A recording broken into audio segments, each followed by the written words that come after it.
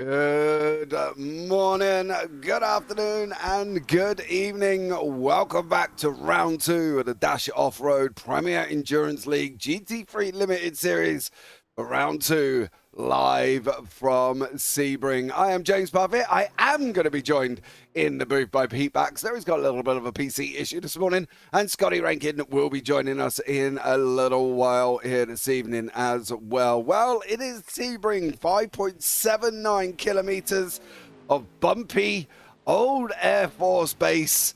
What more can you ask for? Well, I don't really know, to be blatantly honest with you, but it's going to be very, very exciting indeed here, and one that I think you guys at home are going to love. After round one, it was Owen Coleman who took the win for the elites. Benjamin Brook took the victory for the challengers, and Alt Revolution E-Racing won the team event for that round. But ladies and gentlemen, hold on to your hats, because this one is going to be a little bit fiery as we've just come into the end of qualifying before we go into that warm-up session ready for the grid here. Welcoming Greg Brooks, Trenton Naylor, thanks so much for joining us here as well today. Much appreciated to you guys. It's thanks so much for coming along and having some fun, but it's going to be an interesting one. 2 hours of action with pit stops, possible safety cars. Let me know in YouTube chat how many safety cars you think, if we're going to have any. Do you think we're going to have 1, 2, 3? Me personally, I think we might end up with at least 2 here this evening, because let's face it, it's Sebring, it's bumpy, it's twisty. There's lots that could go wrong. Everybody I would have thought would have driven here before, being that it's Sebring, and we've all done it in the Sebring 12 hours and the iRacing special events, and literally in pretty much probably most official calendars that are out at this moment in time. But it's going to be one of them races where we're going to sit back and think, is it going to be clean? Is it not going to be clean? Well, we're going to find out on that one. We're going to have 40, I believe it's 49 cars out on the racetrack as well this evening. So we'll keep an eye out and see how we get on here as well. So, yeah, let's see what goes on and whether or not they manage to well, keep it clean and not crash into each other. So there we go on that one. But hey, who knows? So we'll find out here as well. So thank you so much for joining us. It's going to be very, very interesting indeed, and one I think we're all going to enjoy. We love a bit of PEL competition, don't we, Trent? He says there. Well, maybe on that one. We're going to find out, aren't we? Let's be real about it. Pete has rejoined me in the booth. Mr. Baxter, welcome in.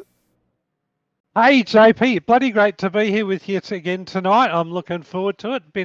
It's been a while since we've been here, a couple of weeks, a bit of off season for us, but we're into it whole and solid. Just been bouncing around a couple of teams during qualifying just to see what the mindset's like between the drivers. They're all here to have a bit of fun. We've got a couple of guys starting from the rear because they want. And we've got a couple of, really, really sort of intense tech heads trying to get out the front. And so that's going to be pretty cool. We'll share those names through the race as we get them. But, looking forward to tonight. Sebring 60% fuel, mate. So minimum 2 stops at least. I'm expecting 2 stops in this race tonight from about 35 to 40 minutes in. So fairly standard 2-stopper for PEL. With those restricted tanks. But if we get a safety car, which I don't know, JP, I'm going to throw this back on you to think about for a while I gob off. But, I think Sebring's a light safety car. It's only a low-risk safety car tonight because there's plenty of runoff areas. So unless the car's kind of stuck on the track, we might not get a safety car. But yeah, I was just jumping in through a few teams through qualifying. The guys are out there having a little bit of fun. No names, no pack drills here, and I jumped into one team, and the first comment I heard was, Tony Ricky, he'll be slowed down, but I don't care. And that was a good fun and a bit of a laugh. I jumped into another, and the intense driver of Where is he? Where is he? Where is he? Oh, he's just dropped. Jamie Saxon. He had, mate, mute on. He had the headphones muted. He was on a fast lap. I was watching him and he did all right. He jumped up to second in the Challenger class, but is still a few positions behind the dude who got pole in Challenger class, and then jumped out. Whilst teammates of him were going, nah, we're cool. I got a new paint. I'm just going to start for rear and see what happens and come from the end. So, mate, we've got a mix of all sorts of strategies tonight from some of the people I've heard. Quite a relaxed at this stage. Driver contingent. We'll see what happens. It's great to be back with you. And I know Scotty's coming along at some stage tonight. But, yeah, let's have some fun. I might be in and out as we go. You'll have to carry the can at some stage. But hopefully we can bring you all the goss from all the teams through the race and have a good night. That's a surprise, Pete, me carrying you. Oh, no. Hang on. We're not talking about cricket, mate. We're not talking about Aussies versus UK cricket, right? You know what I mean? There's nothing shock horror about that, Pete, is there today? You know what I mean? So No. Look. I will concede I am 7-1 on the Porsche bets, right? You are very poor standards at this one on this one, mate. They're kind of off my radar. I mean, I've got to count how many Porsches finish without spinning, but yeah, the Porsche bets is kind of low on my risk-taking strategy now, because for 2 seasons I backed the Porsche drivers in this series, and to be, mate, I will concede, yeah, you had my measure there. Definitely did. The interesting thing is I did a series yesterday, Pete, and I watched a Porsche go round at Mid-Ohio, and I instantly thought of you. That was it. It was all on its own. We were about 4 hours into the endurance of a 6-hour race, and literally he went round. And I sat there and instantly thought, I wish Pete Baxter was watching this right now, because he would have known what was going to come out of my mouth at this moment in time. The fact that they do whatever look, we still got do. half a dozen Porsches in the race, and you got one on screen now, and go Isaac, mate, all the way to the end without turning the back end to the front. We're there. I love, because it's like the best go-kart type car in iRacing, mate. I love driving it. It's just such a sensational thing to drive. But you're right. You've got to be.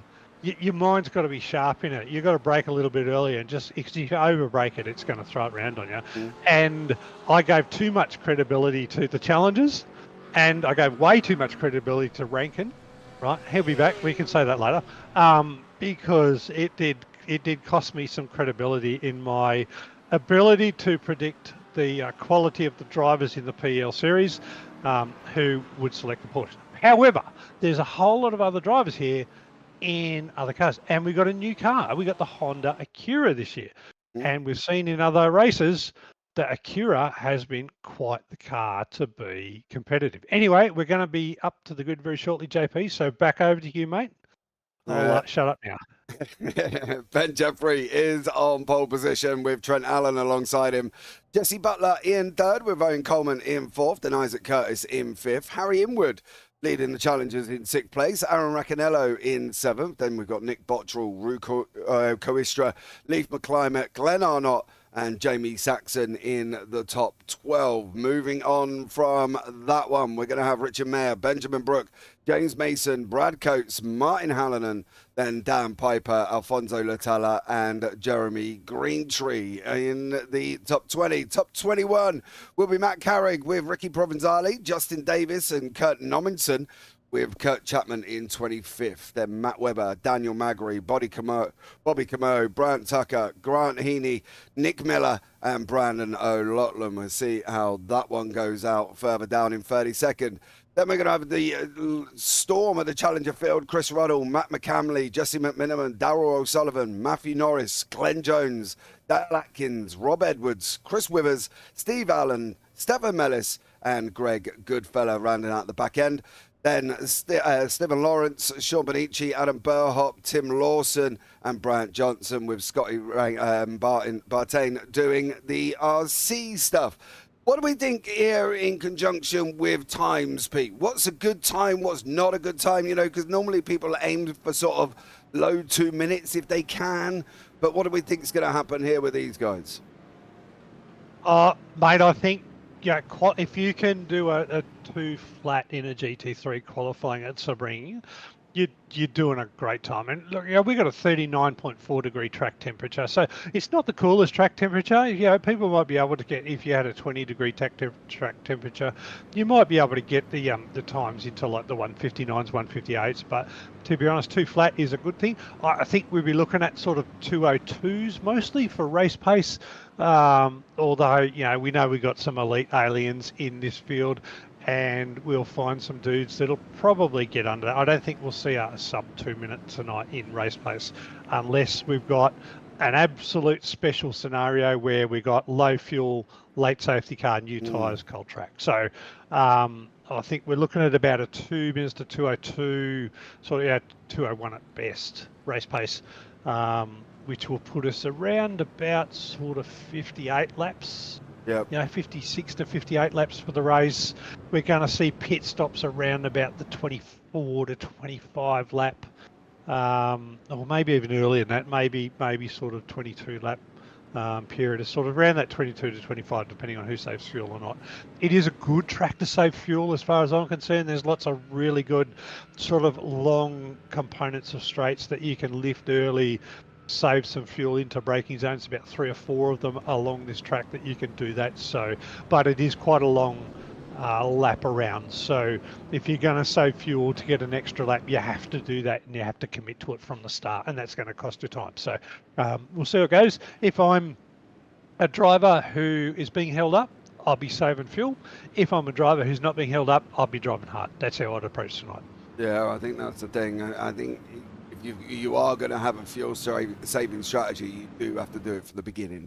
The problem is with doing it from the beginning is it can go literally, it can take you ages to actually get where you need to get to. I think that's going to be the thing for us here as well this evening. I think it's going to be very, very difficult for some of these guys to actually save fuel, and some of them to, even if they do try and get it beat, it's getting it right is going to be the problem. Yeah, and look, but to be honest, if you're going to commit to it, you've got to commit to it, right? So, we're about to get into the straight. Couple of questions already out there made about where's Jimmy. Jimmy has decided that tonight's not his race night. He did need to take a break at some stage, and that would be it. I did say that I'd make all sorts of fun stories on Jimmy, but we can do that through the night, right? I mean, we know that Jimmy's the kind of guy that'll do 10 laps, have a spin, and go back to the back anyway. So it's not going to be any loss. But no Jimmy Middleton tonight, and I guess that'll save some of the fun about mid-race that we'd normally have. Yeah, absolutely. Well, the pace car's going to go and dive into pit lane very, very shortly. Ladies and gentlemen, boys and girls, people of all ages, hold on to your hats because the fireworks are going to start. We are going to be getting up and running. Ben Jeffrey's going to lead the field. How long is he going to hold them? That's going to be the question. Are we going to see dramatics going into turn 1? We normally do see dramatics going into turn 1. Ladies and gentlemen, we are green, green, green. Jeffrey's going to lead the way at the moment with Trent Allen sitting in second place here.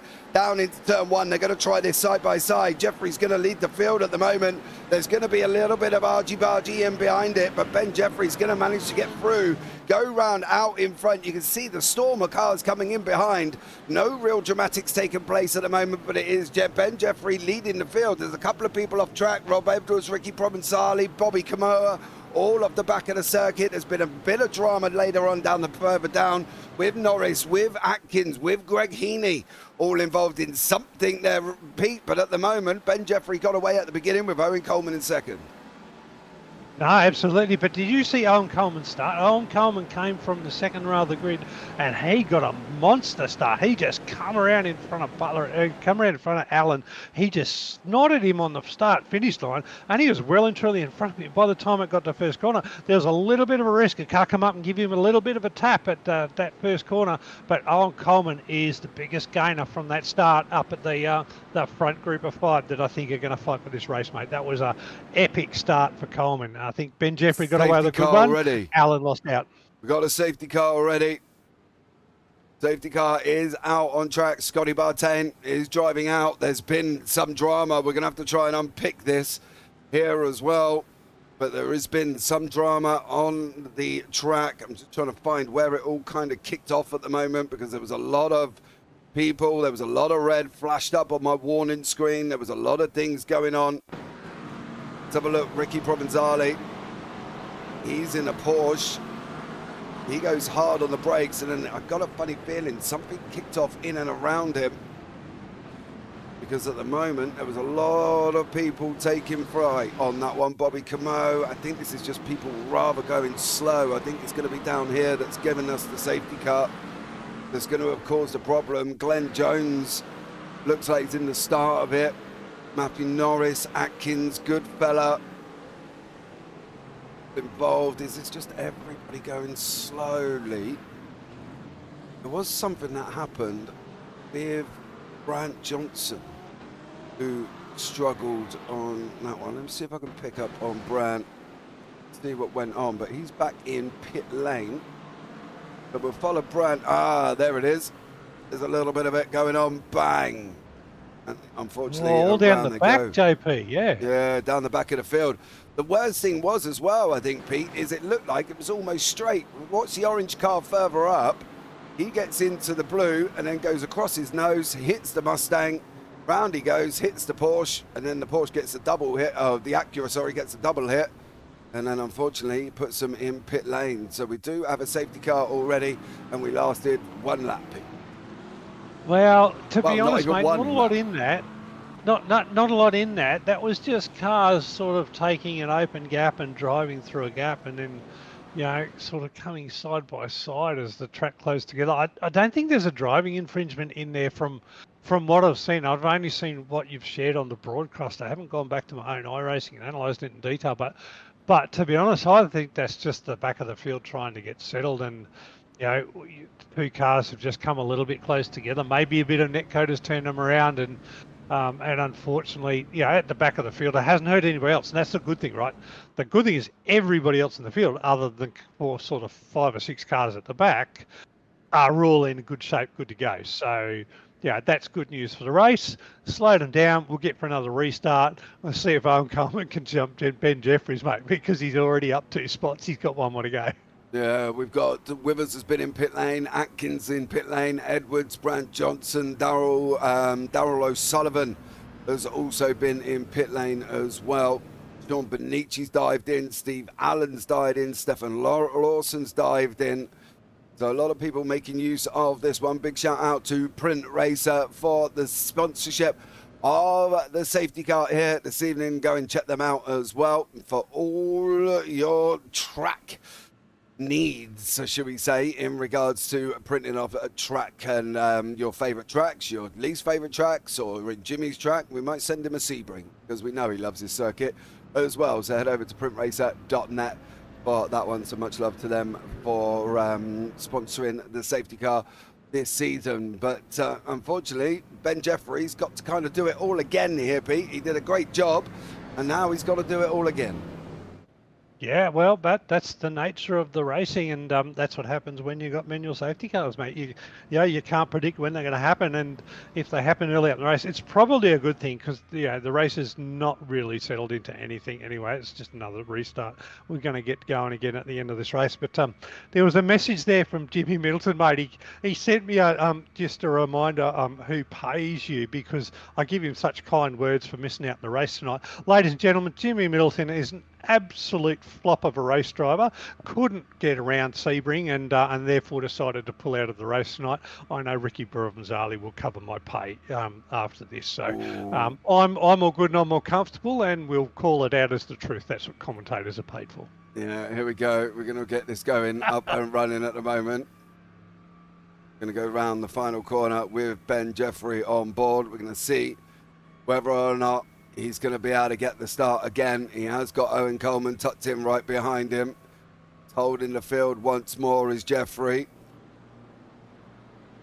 Here we go. Is he going to get going? In the field right the way in again. This is always it's a late dangerous. start, isn't it? It's a late start, JP. Late start by Ben Jeffrey there as we start getting down into turn 1 once again. Jeffrey in that Merc, leading the way with Coleman tucked in right behind him. Jesse Butler in behind that. Then we've got Harry Inwood, Trent Allen, Isaac Curtis Everybody at the moment looks like they've made it through. No real dramatics kicked off again. There's been quite a few overtakes making place at the moment, but everybody is through, coming into the left-hander of turn 3.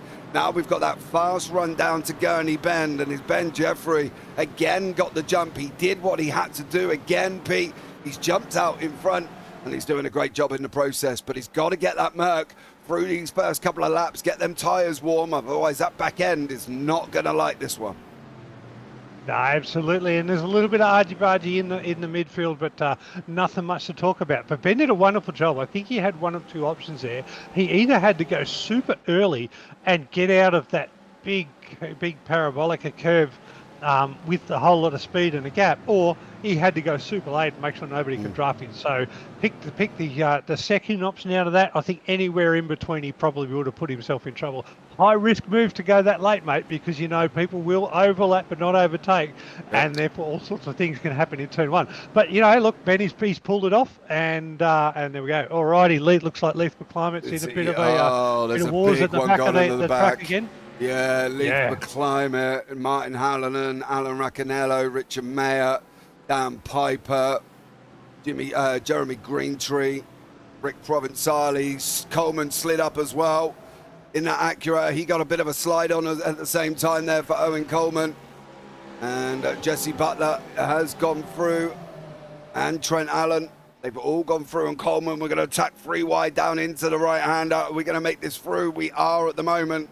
But there has been more and more drama at the back end. We'll show you that in a minute. But at the moment, for Owen Coleman, he got a slide on, Jim, coming out of Le Mans, and then he just couldn't get the power down in that Acura, and he lost 3 spots.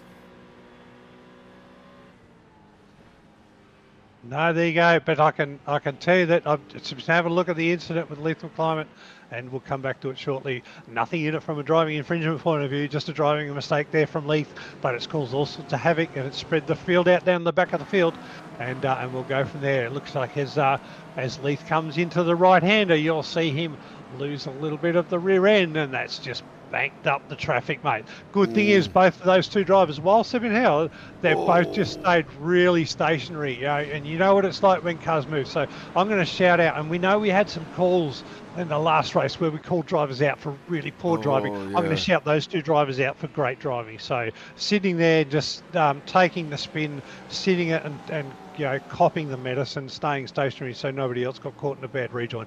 That's what we want from good driving. I'm going to call that out as great stuff from Leith and whoever it was there as well. So so there we go, mate.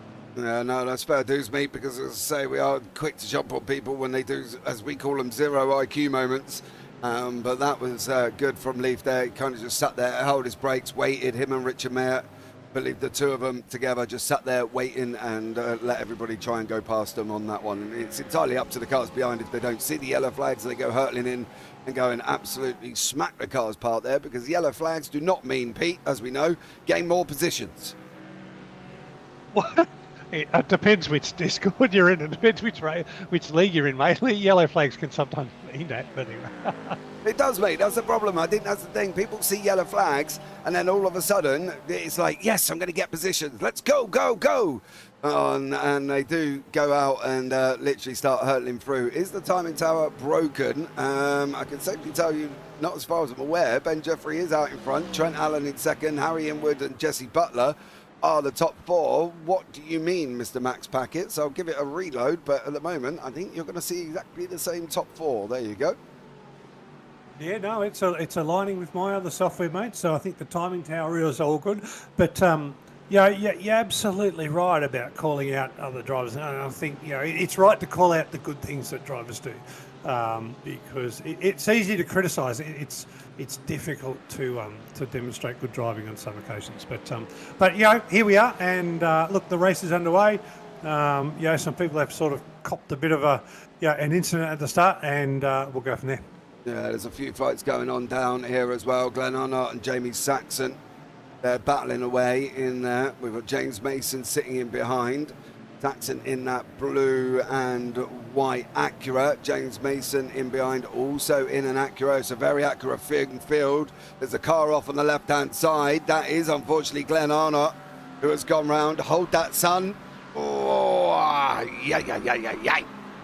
That was nearly one of the bad ones we were talking about, but he managed to get it back on I track. don't and think he's managed listening to survive. the broadcast, Joe. I don't think No. he's listening to the broadcast, Jamie. He completely missed that one, didn't he? He nearly got called out for coming back in track and just hitting people.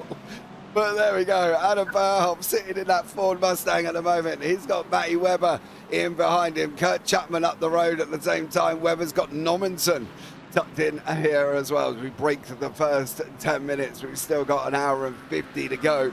And as you can see at the moment, Burhoff in that Mustang. But I think one of the things we've got to shout out here, Pete, and it's got to be appreciated, is where Harry Inwood is. Now, I've got Harry as, I believe, a challenger, if I'm not mistaken. And he is currently in third place. Mate, I was just waiting to bring that up myself. I'm looking at the leaderboard, and because I was actually talking to Jamie Saxon during qualifying, and Jamie was the guy who during qualifying I jumped into the team chat, yeah, and he had full mute, no headphones, no nothing, right? Don't listen to me. No, so I'm 100% on board. And the other guys are going, oh no, you won't talk to Jamie. He's in like race mode, and they're all nice and relaxed. But anyway, so Jamie finishes lap, he comes back out and says, "Hey, he said, oh, I'm still second." Like, and I'm like, "Oh, mate, you're 12th, your challenger. That's pretty good." And then I looked up, and there's Harry Winwood. And now have a look at Harry Winwood in the race with all of that argy-bargy between Jesse Butler and Owen Coleman.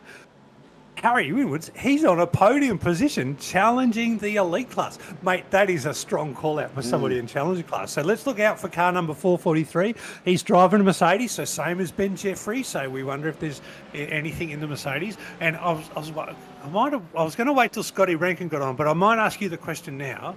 What kind of car do you reckon Sebring suits out of all of GT3s, JP? Because, we know different tracks suit different cars. Is this a Mercedes track? Is Harry Inwood, has he pulled a MasterCard by picking the Mercedes for Sebring tonight? Yeah, there are a bunch of Acuras in the top 5 and the top 10, and we know they are a strong car right now on iRacing because they're the latest GT3 to be brought out. Not that I'm saying that iRacing favours their latest car to be brought out, but, which car does Sebring favour? And we're coming up to the Sebring 12 hour, so this is a really good race to have in PL. But shout out to Harry Winwood. He's done a wonderful job. We'll keep an ie out how he goes for the rest of the race. Yeah, we have got the overlay back. I'm not quite sure why it's disappeared. It has just come back on its own on that one, fellas. So there you go. It is back on the screen. Regarding cars, I think the Acura's been strong. I've got to be honest. It's been a big shout, and people have really sort of taken to the Acura, and it's been a really strong car, I think. An Audi in behind that isn't going to be far off. I was talking to a couple of guys yesterday. They said that basically in the series they did, and they said the Acura wasn't available when the series started, but if they had the option, they would drive the Acura, but the Audi was the next best car. Now, that's not obviously proving here because we've got a Merc up first and a Merc in third, but we have got an Acura dominated top 11 after that with no fewer than 6 of them. So I think at the end of the day, the Acura is probably the car to try and beat if you can. The Mercedes, although it's older, I do love the Merc. If you can control the Merc and keep that rear end stable, you'll do a great job as well. I think the Merc is still an underrated GT3. I think, for me personally, it is a great car, and I would take the Merc if I was driving any day of the week, to be honest with you. But I think a lot of this, Pete, it's like driving the Porsche. It's driver preference, and if you can handle and understand what the car wants to do, you can then really drive the car well.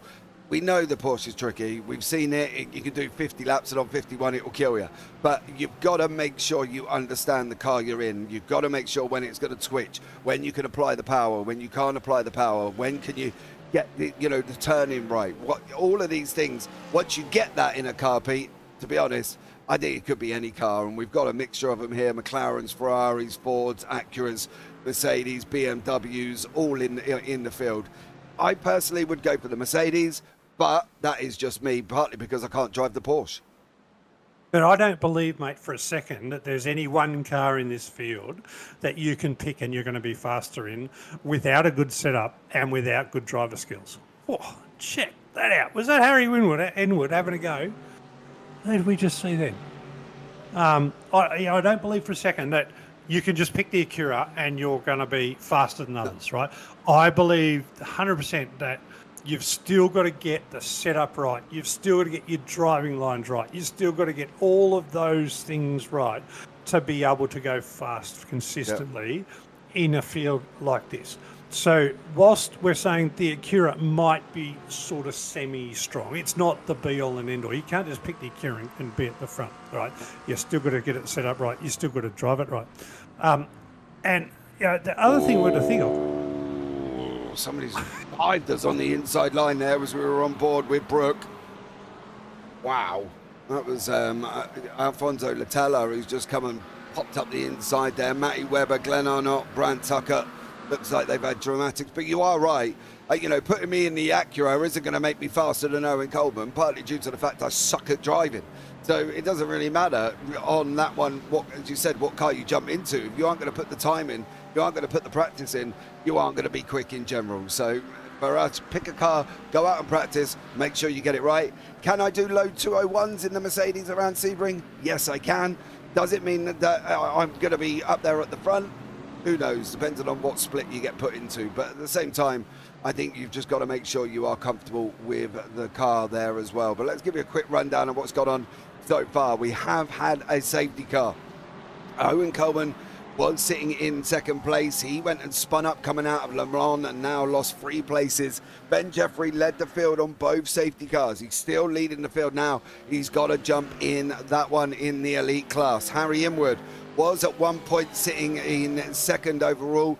He's now down in third overall, sorry, but Jesse Butler in that Porsche has gone through. That leaves Harry leading the Challenger classes with Owen Coleman tucked up right behind him. I don't expect that battle to last long, guys, if I'm blatantly honest. I think Coleman will make the move, and Harry, you might as well let him go some, because you are in front of the next challenger, which of course is Jamie Saxon, as Pete knows. We've obviously been talking about Jamie here as well. Very concentrated, not entirely happy about being in second, as he's having argy-bargy at the moment with James Mason in that Acura, and lots of action going on with Mason and Curtis in front there, Pete. Oh, yay.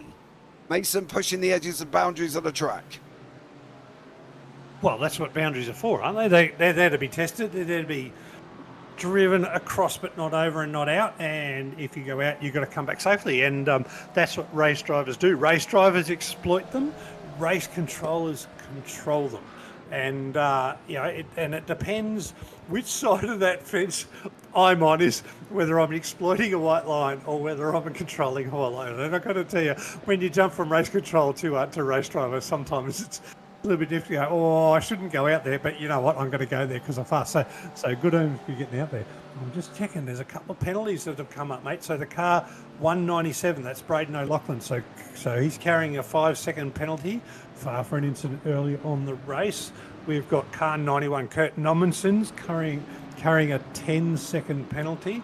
And Stefan Lawrence, car 52, started from the back end, already done a pit stop. He's also carrying a 10-second penalty. So a couple of penalties out there already. Race control doing their job. We haven't really seen the incidents, but there have been things that have been going on. So yeah, we've got lots been going on, to be honest. It's hard to determine here as well, because the software picks up when people are slow going around the hairpin, and it comes up and tells me that they've crashed. So it's really kind of picking and choosing what we can actually get through and show. This was an incident with Braden O'Loughlin. This is going into the final corner. Oh, you're going to get... There you go. Round he goes. Again, easily done. That's a Porsche being slammed on the brakes too much there, Pete, I think, for Braden. Yeah, no. Not sure that's what Braden got penalised for. I think the penalty come up well and truly early in that. That seemed to be a little bit of, I'm going to hit the brakes a little harder because I'm catching up to the car, and sort of self-penalty. So pretty sure Braden got caught up into something before that, mate. What's going on in this process, but you can see here we're almost trying freeway with Green Tree.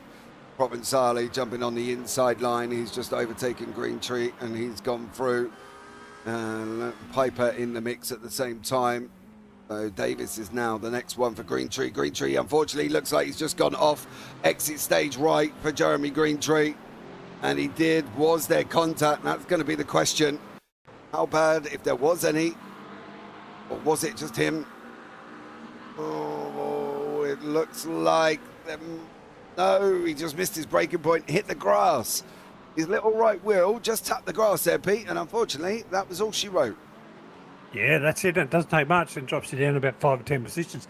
Hey, let's have a chat about Ricky Provenzali, JP. Now, look, I know he's one of the guys that pays the bills, but no, I want to talk about Ricky as a driver. So forget about his league management and his role in all of that, right? And we know that the last few seasons, right, in the limited series, Ricky would start at the back and he would come through the field because, Ricky, quick driver, and it was his way of assessing and making sure there were no super aliens with false I ratings out there in the limited series, right? Fair call, right? And that's how he set up the PL, and him and Jimmy have done an absolute fabulous job. Have to say that because I'm still here.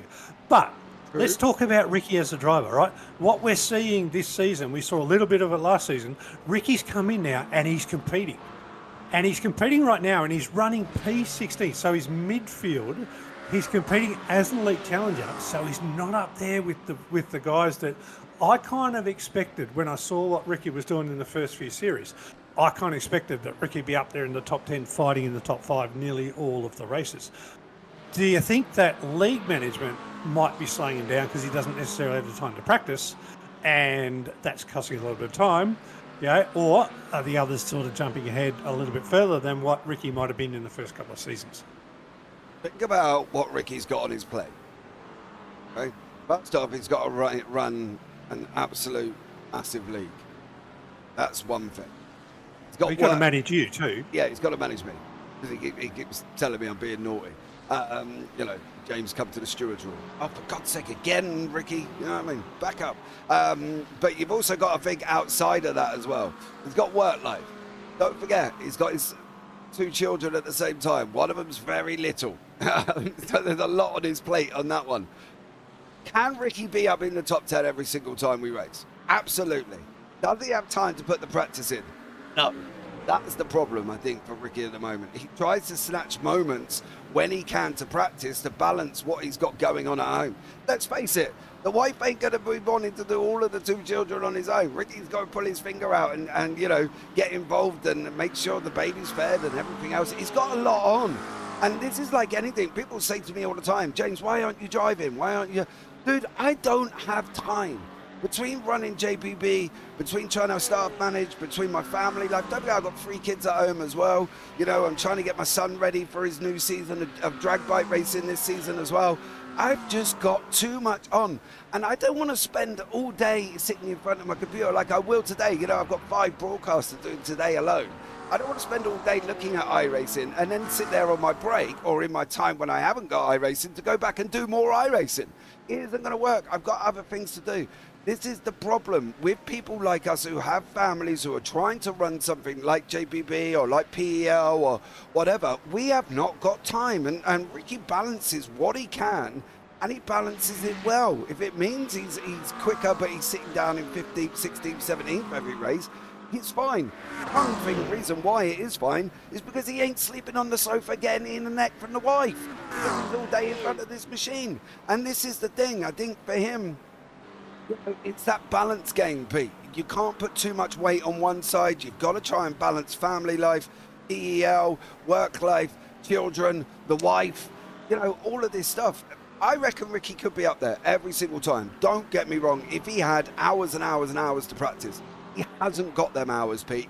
And a big shout out of him for even getting it on the track, because at the moment, I don't even get out on the racetrack, let alone even take part in the leagues that we run. So for him, I think he does the best with what he's got, Pete, and that's the thing. And I'd love to see Ricky up there. We'd love to be cheering him on for an overall win. We'd go mental up in the booth. Do I think it's going to happen? Why he's got no time on his hands? No, I don't. I think Ricky has not got the time to be putting himself up there in the top 5. No, and I think you've nailed my exact point, mate, is that, super fast driver, and, between him and Jimmy, they came up with the concept to bring the league up. And at the time they came up with the concept, Ricky was probably doing way more driving than he was doing admin. He's just popped off the screen to come back in. And I think what we're now seeing is the burden of administration and extracurricular iRacing just in times of, let's say a 10 position pace drop. Now that's, half a second a lap maybe in pace, which doesn't sound like a lot, but when you're competing against a whole lot of other people, that means a lot in terms of position. So, but look, I want to leave it with, I love the fact that Ricky is now out there and competing properly.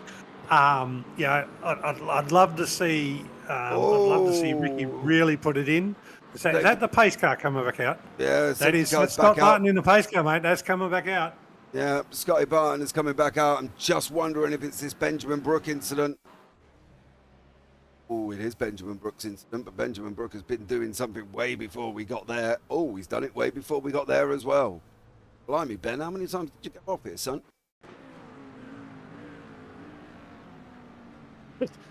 He's already off again. Where is it? Oh, did he do it here? Ah, this is it, because he's still got a complete car there. And oh, you're going round. Oh, there we go. Rats. Picked up the safety car, yeah. Unfortunate, that is really unfortunate for Ben. Just a little bit of overdriving, which can be easy to do at Sebring, particularly first corner. But I'll Jimmy Middle, mate. He's getting stuck into Ricky, saying he's the one with the young kids, not Ricky, and we're giving Ricky all the sympathy. So Jimmy's going, I wish I was home as much as that bloke. Hey, Jimmy, mate, if you were as home as much as Ricky, you'd probably further up the field like Ricky is. Anyway, look, we've got to stop banging on, otherwise we won't get paid tonight. But let's focus on the guys. You're dropping yourself in it, Pete. It's got nothing to do with me. I'm innocent, Jim. Don't do it. No, but the thing is, people don't understand. I think Max says, "Oh, poor Ricky, the only bloke to see was okay." It's not Max, but you're not running the PEL. You know, the guy puts hours in there between him and Jimmy. You know, they work longer than most people do in a normal day job, and this is on something that's voluntarily they do and put on for everybody. This is the thing. Oh, absolutely, mate. I've seen how much time they need to manage you alone, let alone me and Scotty. So, what do you mean? Hold on a minute. Listen, I'm the innocent one. I'm in the UK, so I'm well out of the way. So when I get a message from Rick that says, "James, you got a minute?" I'm like, "Nah, busy, Rick. Sorry, mate. It's like bedtime." And he's like, "James, it's like 9 in the morning." I'm like, "No, Rick, it's bedtime." You know what I mean? So I hide. But this is the thing. At the end of the day, you've got to sit back and think what they've got on. And people just don't have time to practice. And Max, if you get time to practice, fair play to you, dude. I have massive respect to you on that one. Because I tell you what, if you've got a wife like mine who, is demanding. I've got a 7-year-old girl. Anybody who's got girls know they're demanding on their own right, let alone being 7 and wanting as much time with daddy as possible. It's a very difficult situation to balance work life and kids and wives all at the same time. And my wife has just stood in behind me and come into my office and staring at me at the moment. So I've got a funny feeling I could be on the sofa later. I am literally, dude, she just walked in and gave me the most biggest evils. Jimmy and Ricky, the strategy's working. We'll get him on the couch by the end of the night. Listen, there's a race going on, and there's a whole lot of things that just happened, mate, with that safety car. Hey, I'm in the deep doo-doo. She's got to make me coffee. If I drop down dead in 5 minutes, I know it weren't just coffee. All right, so let's get back to the race. First round of pit stops has just happened, and interestingly, Trent Allen 3 seconds shorter on the pit stop than Ben Jeffrey. So Trent has jumped Ben Jeffrey. 2 people, Kurt Chapman in the car 916 and Greg Heaney, both Challenger classes, the car 276, currently now in P1 and P3. Neither of those guys have pitted, and they've gone up to the front of the field essentially, but Trent is sitting in between them. Ben Jeffrey's running now in 4th, and we've got Harry Inwood he's done his pit stop. He's done the same time, so most of the pit stops are around about the 45 seconds, all except for Trent Allen, who's done 3 seconds shorter and just made that jump. And Harry Inwood now, as the lead challenger, is sitting in P6. So this safety car has come at a time when the first pit stops can happen, JP, and I think that's a pretty good time to mix the race up a bit. Yeah, I think if you haven't jumped into the pits, no offence, Kurt Chapman and Greg Heaney, you're going to be in trouble. So, absolutely. That's a crazy move. I think if you get a safety car right near your pit window, God damn, you got to take it. You cannot sit out there and go, I'm going to get position, because at the beginning, of that restart. You might have the position, but trust me, when you go in, you are going to be down the field, all the way down on that one as well. Matt Webber not pitted. Greg Goodfellow not pitted. Greg Heaney and Kurt Chapman not pitted. The only 4 out of the field that have not pitted at the moment. And I think that's where we're at. Greg, what's the pace of Trent Allen looking like versus Jeffrey? Trent Allen's best time is a 2:01.29. Jeffrey's is a 2:01.53. So absolutely nothing between the two of them at this moment in time, Greg. So, you know, there we go on that one. At Sebring, I struggle to keep up with Scotty in the Print Racer safety car. Yes, you would, Jimmy. He hates it. He told me earlier. He absolutely hates the safety car. I've lost Pete Baxter again. I'm on my Todd in the booth as I went to bring Pete in and he ain't even here. So he's run off. Where's he gone now? He's gone somewhere. As old Pete, he's gone to find out something from somebody probably, but wherever he's up in the TKR Dash Racing team chat at the moment. So he left me on my own, and I've been sitting there talking to myself for the last minute. Hello, Pete. You're back again. Yeah, no, I just jumped into the TKR team booth, mate, and just said, "Hey, boys, how you doing?" I'm the safety car. I did promise I'd come and talk to the teams from the safety car, and those spots are a little bit frustrated. They're like, "Oh no, we've been caught up in incident after incident, and there's no further action." I'm like, "Oh, actually, we can't see all of that." So they're having a tough race tonight, and it's just a bit of good luck. I was trying to find Harry Inwood or Kurt Chapman or Greg Heaney on the chat, but unfortunately I can't find them in Discord because I would have loved to just ask them what's the strategy of staying out. You know, they're going to get a little bit of broadcast time, but you know, is it worth it? I don't know. A bit of broadcast time with it? I don't know. In terms of the whole race context. I don't know. For me, for Kurt Chapman, I would have been in. Listen, dude, even I know that when there's a safety car near your pit window, you're going in. Regardless, and you jump in at the first possible opportunity. If you've gone past pit lane, you get in the next lap regardless of that one. I know that. Okay, so there you go. These guys really should have known that. The 4 that haven't pitted are going to be in deep doo-doos a little bit later on because they can't be that far away from their pit windows. So there you go. What more can you can you ask for? It's effectively going to cost them a pit stop, right? Because everybody else is going to be on the green flag, and they have to come to pits. I don't understand it either. They're all of the cars that didn't pit, and there's 4 of them.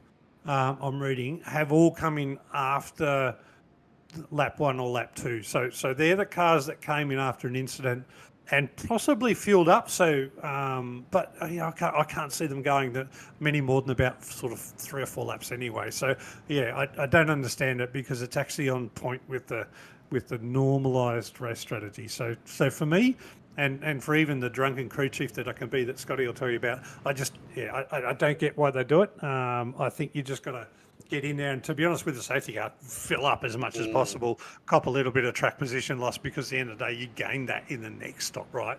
If you don't get held up too much. So a little bit of race smarts. Saying race smarts is lucky is a tough call. I might sort of cop that later on, but I just don't understand the strategy. Yeah, definitely as well. Max Packets in YouTube chat. I've just been informed it's Jacob Hughes. There we go. That's why we got Jacob giving Jimmy a load of grief in YouTube chat at the moment, which is very well. That's Jacob who wouldn't choose the Lamborghini because he was scared of it. Yeah, fair play. Right, ladies and gentlemen, Here we go. We're going to be up and running with 35 minutes in of 2 hours. To stay with us for the next hour and 25 minutes. Kurt Chapman is leading the way. He has got Trent Allen in behind. Greg Heaney leading the challenges as well. How is this one going to work out? Well, we're going to find very, very soon. He's already gone. He's trying to get away right at the beginning. It's probably his best thing to be able to do for Kurt Chapman. But at the moment, he's still got Trent Allen tucked up right behind. We are green racing. Don't think there's been any major dramas. Everybody's still, you can see on the track map on the right-hand side, we've still got people coming through the last corner. And these guys are on their run round through turn 3. Chapman is leading the way, though. He did get away at the beginning there, Pete. Heaney also got away at the same time. But how much longer is it going to be before they get swamped? No, but the good thing is Trent Allen and Ben Jeffrey, they don't have to make any risk here because they know these guys are coming in the pits, right? Although it looks like Trent's going to have a go, and he's got the position pretty easy. Jeffrey's done the same. This is where the strategy falls over for the guys that didn't pit. The guys behind are just too fast at the front. Yeah, they're in politely. I'm going to say this politely. They're in out of their depth being where they are. They haven't got the pace to keep up. They're going to feel disheartened. They're going to have to try and stay out of the way. They're going to be bullied like Heaney is being bullied at the moment. Heaney got even bullied by Inwood, but Inwood's been in pit lane at the same time. Now Heaney's going to lose a place to Coleman. He's going to get bullied out. But Greg Heaney, he must feel like a kid in the playground at the moment, wearing no pants. He's got no shoes on because they've chucked him over the telegraph line. He's got no money to eat, and somebody's stolen his squashed up jam sandwiches, because at the moment he's all the way down in 8th. And don't forget, he kicked off in 3rd. Oh no, bullied is probably the right term. We're not allowed to bully people anymore, but from a race perspective, that's what you do, right? You're going to bully people on track. You're going to drive around them if you can. And yeah, absolutely missed strategy for both those calls. At least Kurt, he's holding his own out the front. He's just let Trent go and he's slotted him behind, and he's maintaining a little bit of a gap there. So Kurt's done right, but he's going to lose out when he has to come in the pits. This is the problem. Look, though, he's held out. Sorry to cut you off there a minute, but he's held out for this lap because them guys behind were clearing Heaney. But now watch them swamp him all of a sudden. This is the thing. You've got a Kurt Chapman on the race grid and on race paces and not going into the pits is sitting in 2nd. But where would Chapman really realistically be? Watch as these guys going to come through. You can see later braking from behind from Jeffrey. He's closed right into the back of him now. Jeffrey's going to sit there and go, dude, I need you out of the way. I'm not being rude, but I am coming through. And I can guarantee at the end of Gurney now, if he don't make this move, Jeffrey, I think I would be very, very shocked indeed. He has got to come late to try and get it done. He's pulled out on his intentions. He's looking, thinking, not really sure what Chapman's going to do there.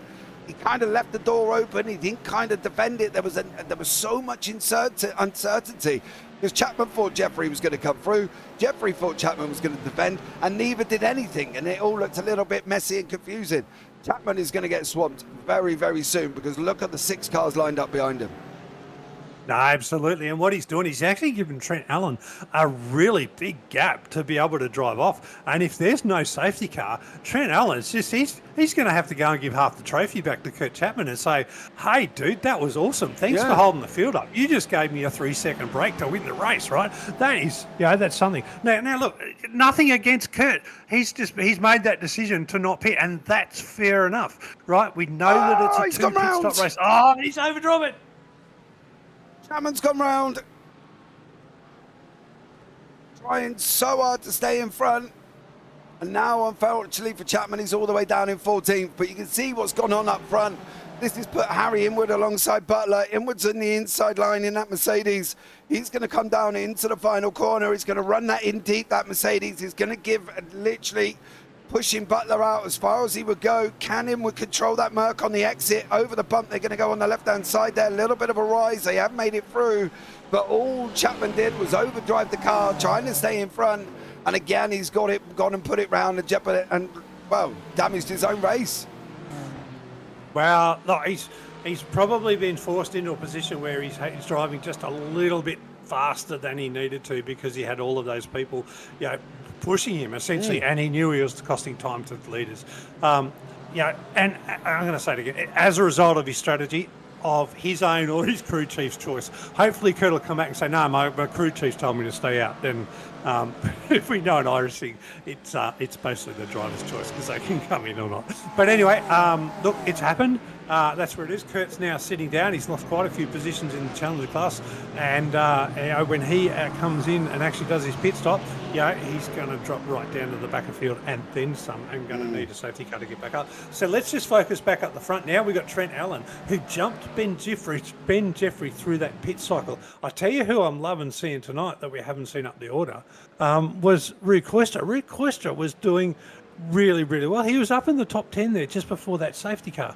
Now, where has he dropped off? So he's just now down into 7. And I noticed Cher, our love, Rue's mum is back in the chat, Cher. And Cher, shout out to you. Thank you for joining us for I think it's the 4th season in a row, JP, becoming one of our most popular subscribers. So shout out to you. To answer your question, it's a 2 pit stop race tonight.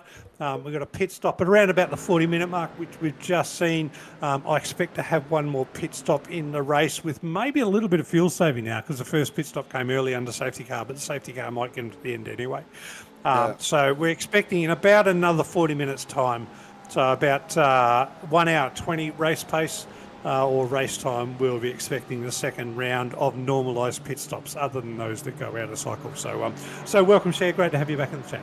Yeah, as well. And I've got to pick up. Cher did ask how I was earlier on, but asked it in a lovely way of, "Hey, mad Englishman, how are you?" So there we go. I think that's unfortunately one of the things that have stuck within this series. I've somehow ended up being the mad Englishman, Mr. Baxter, and I believe you may have had something to do with the start of it. Well, we just gave you an Aussie nickname, mate.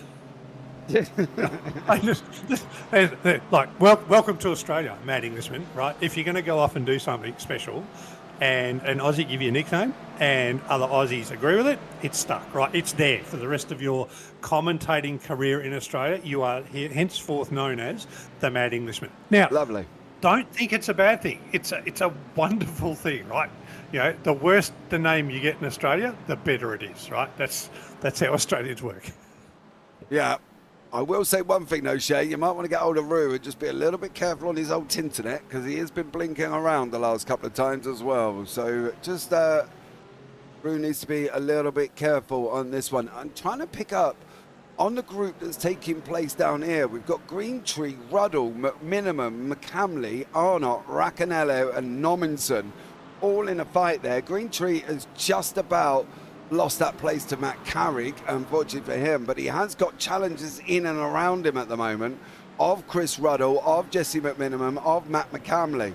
So they're still fighting it out further down there, Pete, and I think that's one that we could keep an eye out for here, and I think it's going to be a very, very interesting way of doing this as well. No, and that's what this race is going to be. It's going to be a difficult one to sort of cover every driver. We've got 40 odd drivers in the race, but what we've got is we've got about 4 groups now that are 6 to 10 cars like within a second of each other in terms of intervals. So to be able to pick any one driver tonight is not going to be easy. To be able to find action is going to be easy because it's all over the track, right? But that's the nature of Sebring. It's a cool racetrack. Right, it's got great straights, it's got great braking, it's relatively even, and if you make a mistake, you're in trouble. But so if we don't shout out your favourite driver or someone who you're looking for tonight, it's probably just because the racing is so good across the field. Free wide. Seen this before. Oh, ladies and gentlemen. Oh, they managed to hold on to it. Greentree managed to hold on to it. I think that is actually a back marker in there, and I think that poor old back marker just had a massive moment as Miller down in 19th. Is it? Oh no, it was for a position, but blimey, I thought that was all going to go a little bit Pete Tong there with Matt Carrick, but Carrick decided, I'm not having any of that, I'm backing out of this one. But it has brought a group. Now, I say a group in the nicest way. Greentree has got from him in 18th right the way down to 30th of Dan Piper. That is the group of cars. You can see they're jostling, they're fighting, their elbows out here, Pete. It's surely when we've got this many cars battling out, is it gonna work completely? Well, it is if the drivers are smart, right? So if you've got to run on a driver on a corner exit, and you can have a go at the next corner. And look at these 2 drivers that we've got on screen right now. Who's that? Tucker and Nominson, side by side through 4 corners. That is just sensational driving, and shout out to both of them. That is awesome driving. That's what we need to see more of in iRacing. Drivers who can ride side by side, they can give each other room, they respect the racing room for the other driver to be on the track. They make a pass, but they make a pass over 6 or 7 corners, and then eventually the faster car prevails and gets on with it. That's what I love to see in iRacing. That is the number one iRacing. And even from a race controller's perspective, that's what the rules are designed to allow drivers to do, and I love that. And I shout out to those guys, and that is Kurt Nominson, that's Brent Tucker, and I think Richard Mares just jumped into the back. There's 3. So good on you guys. Absolute shout out. Legendary driving. Well done. Yeah. Oh. I nearly made it. Didn't nearly make it. Nearly made it. They did make it. There's a few people in pit lane. Webber's in there. Heaney's in pit lane. We knew that was coming. Unfortunately, missed the trick on the safety car. These guys still battling out. There's Richard Mayer, Brian Tucker, Dan Piper, all in the mix as they continuing to fight this little group towards the back end. This is 16th going down as well. Green Tree's further up, but boy, oh boy, has it been kicking off further back as well at the same time. Unbelievable. Regardless of pace now, we can talk about it properly. Trent Allen, last time out, 2:02.57. Ben Jeffrey, though, 2:01.57. Massive second pull in from Jeffrey there. He got the second gap over Allen. You can see it at the bottom of the screen. Allen's lost time, on 17, 18 and 19. That 2 and that 1 was when they were stuck behind that Heaney and Chapman. But you can see now Ben Jeffrey's just literally reeling Trent Allen in. No, absolutely. Ben's got his eyes on. I might leave you to it and see if I can go and get a chat with Ben, mate. I've got to have a look and see if he's in Discord first and see whether he'll actually talk to me. He might not, because a driver in that state might be just like too focused to be able to talk. But we'll see how it goes. But no, absolutely fabulous race so now as we go. Keep an eye on his lap time as they're going to go over the line. We're going to see what the progression is and who's going to be close enough. I think Jeffrey's going to get him again here around the final corner we go. He's going to go over the line, Allen, at the moment, but he's going to have to, I think, get a little bit of a wriggle on coming in with 47 minutes gone. Here we go. What are the times? 2:02.4, 2:01.7. 6 temps pulled out again. Allen, unless he is fuel saving at this moment in time, is going to be under the cosh very, very shortly here with the guys in behind. We can have a see if we can have a listen in, see if he is fuel saving. Is he lifting and coasting? Just have a listen on the rundown into the hairpin.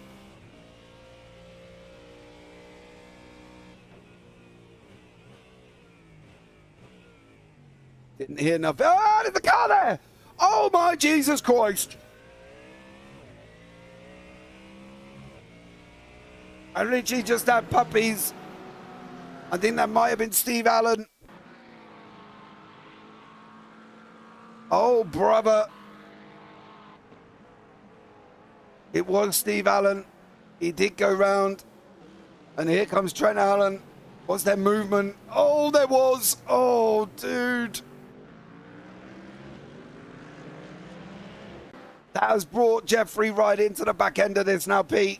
Not good. Not good from Steve Allen, let alone scaring the life out of Trent Allen.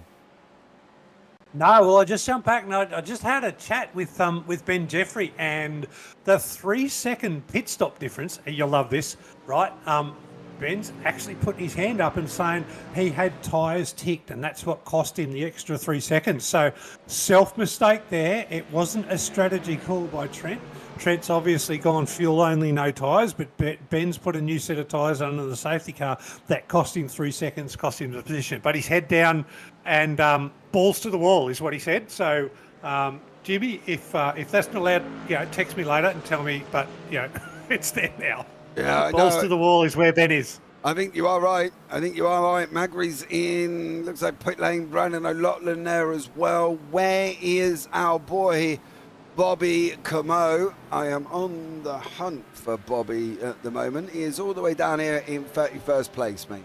In 15th in class is Bobby Camo at the moment for Send It Motorsport. But the battle's going to be here, and this is why it's going to be here. We are literally tucked up with the top 4. This is Allen, Jeffrey, Inwood leading the challengers, Butler in behind that as well. A further 1.1 to our initial opening, guiding towards the front end of Mr. Owen Coleman, who was chasing down, started in second place, and he started in fourth, sorry, jumped up to second, made a mistake coming out of Le Mans, and then unfortunately spun up the wheels, and that was it. So lots of action still taking shape here, lots of fighting still going, Pete, and we've got Jeffrey closing in. Yeah, we do. I'm just looking to see what's going on from race control here, because we've had a black flag for Adam Burhop issued twice and resumed once. So I'm not sure whether Adam's still carrying a black flag. Adam is the sole driver in P12 yet to pit, out of the whole field currently running P12. So a black flag and a pit stop not yet happened is probably bad news for Adam. But we're just going to find out whether he does have a black flag or not. I'll be back with you very shortly, mate. See if we can get to the bottom of that. No, mate, Pete going off doing Pete things again. But Harry Inwood, Jesse Butler all continuing to fight out for that top 4 mark. Harry leading the challengers, doesn't really need to do anything crazy. He's just got to keep it on the track. Now, we checked in earlier on with the guys towards the middle end of the field. Dan Piper, Richard Mayer, Racanello and Tucker. Them 4 are still continuing their little tat-tat-tats that they're having further down. There they are at the moment. There's Piper, there's Mayer, there's Racanello, there's Brant Tucker, all in here. This is going to be movements down into Le Mans. This is going to, into Sunset, sorry, the final corner of the racetrack. This is where we're going to have this action. These guys are continuing to fight. You can see there's movements already out here alongside. Mayer thought about it. Didn't quite go for Piper on this one. Is he going to be able to get in the background? You can see they're continuing now as well. They're side by side with Racanello. Oh, very, very spicy. Managed to make it work. Only just. I believe that was Brian Tucker. They're now going to run 2 wide down into turn 1. Over the start line, we're going to go here. Left-handed, see Brian Tucker on the outside, not making it through this time. But that battle again, Pete's come to fruition. We've got the 3-4 cars all scrapping it out at the front. No, absolutely. The battle is sensational. But to get to the bottom of it, yes, Adam Burhop does have a drive-through penalty. And so with that, and combined that he hasn't actually done a pit stop yet, he has got a long race ahead of him. So I haven't found the infringement that he's got. But, yeah, bad news for Adam Burhop there, mate. Yeah, not good. But we've got the 4 running still at the front. We've got Coleman nearly closing in as well. Mason at the moment has got Rue in behind him. Mason there in the Acura, Rue in the Acura as well. And Rue's been challenging along, pushing him along here at the same time. But Rue has got Bottrill in behind that. Brad Coates, who's second in Challenger, wants to stay ahead of Mr. Jamie Saxon. He's got a 1.5 second gap at the moment. Saxon's got Curtis tucked in behind him. We've also got the man we were talking about earlier on, Mr. Provenzali, now up into 12th. He's jumped 10 places gained, and he was 15th when we were talking about him, so he's gained another 3 places for Ricky. Moving on up there, Rick. Moving on up. Let's see if you can get that top 10. But I think this battle up here, Pete, this front battle is just going to explode at some point. It's going to get hotter than a Vindaloo in a curry house. You know what I mean? And this is the situation. It's like Chinese fireworks just waiting for that big bang. Absolutely. And our leading challenger, Harry Inwood, he's still in there for a podium class as a as a challenger in this field, and I've got to tell you, that is sensational. But mind you, we got Brad Coates in P9 and Jamie Saxon in P10, so we got 3 challengers out of this whole field of 45 cars. So remember, the challengers are supposed to be the slower drivers in these classes, fighting in the top 10, and one of them already on the podium at this stage. But I've got to tell you, Jesse Butler and Owen Coleman, and we know what Owen Coleman's like, mate. Owen Coleman will not rest until he fights you to the end. So Harry's got a fight to go to the end. But there's a whole lot of racing to go, and it's looking like we've got 5 cars vying for 3 positions to get the trophies tonight. Yeah, I want to know what Inwood's going to do. He clearly got pace. But I'm trying to put this as tactfully as I can here, Pete, which is unusual for me. I've actually thought before I spoke. Has he got the racecraft knowledge to be able to deal with faster classes behind him? Does he need to be fighting Butler? Does he need to be fighting Coleman? Yes, before you all jump on me on YouTube chat, I appreciate the fact if he's got the pace, why not have a go? But what I don't want him seeing doing, Pete, is he has a go and then completely chuffs his race up because he gets involved in an incident or overdrives the car like we saw Chapman do. I think what you're saying is Inwood doesn't need to fight Jesse Butler, who's right up behind him now, and he doesn't need to fight Owen Coleman if it comes to that, right? So Inwood can win the Challenger class tonight. Yeah. Go back to the front. Go for it. Oh, Jeffrey, when Alan ran a little bit wide, he ran it in deep. Jeffrey got him. He did get him around sunset. You just saw Trent Allen go in a little bit deep into that final corner. He's now lost that place. We said the gap was closing. It had been closing for the last 5 laps as well. You can see it at the bottom of the screen. Allen was only quicker on lap 22. Look at the pull-in that Jeffrey's done over him. He got half a second on lap 24. It was no surprise he pressurized him into a mistake. Allen did make a mistake. The question's going to be now, is Allen going to pull away? Because he's got that half-second pace that seems to have every single lap, Pete. I'm interested to see now whether or not Jeffrey is just going to go, see you later, and he's going to pull away from him. Now, don't forget, Ben Jeffrey admitted to having tyres checked, which means Ben's got tyres that are a stint younger than the others. He's got tyres that are 13 laps younger than everybody else. I expect now Ben Jeffrey to be able to pull away and make a little bit of a gap out of this. Now, let me come back to Harry Inwood, right? Does he race Jesse? Does he race Owen? He does, because he can right now. But does he race him to the point where it causes a crash and loses lots of positions? That's where race intellect comes into it. Because no, he doesn't have to do it. But up until the point where they're really battling him and it's going to cause an incident, he's right to be there. And I think he should be there and try and take a podium if he's got it. But what I don't think, if it comes up to it and it's like, if you're Jesse Butler, it's how much aggression do you put on Harry Inwood, knowing that he doesn't actually have to fight me and I can get the podium? That's the question. So is the question on Harry or is the question on Jesse and Owen?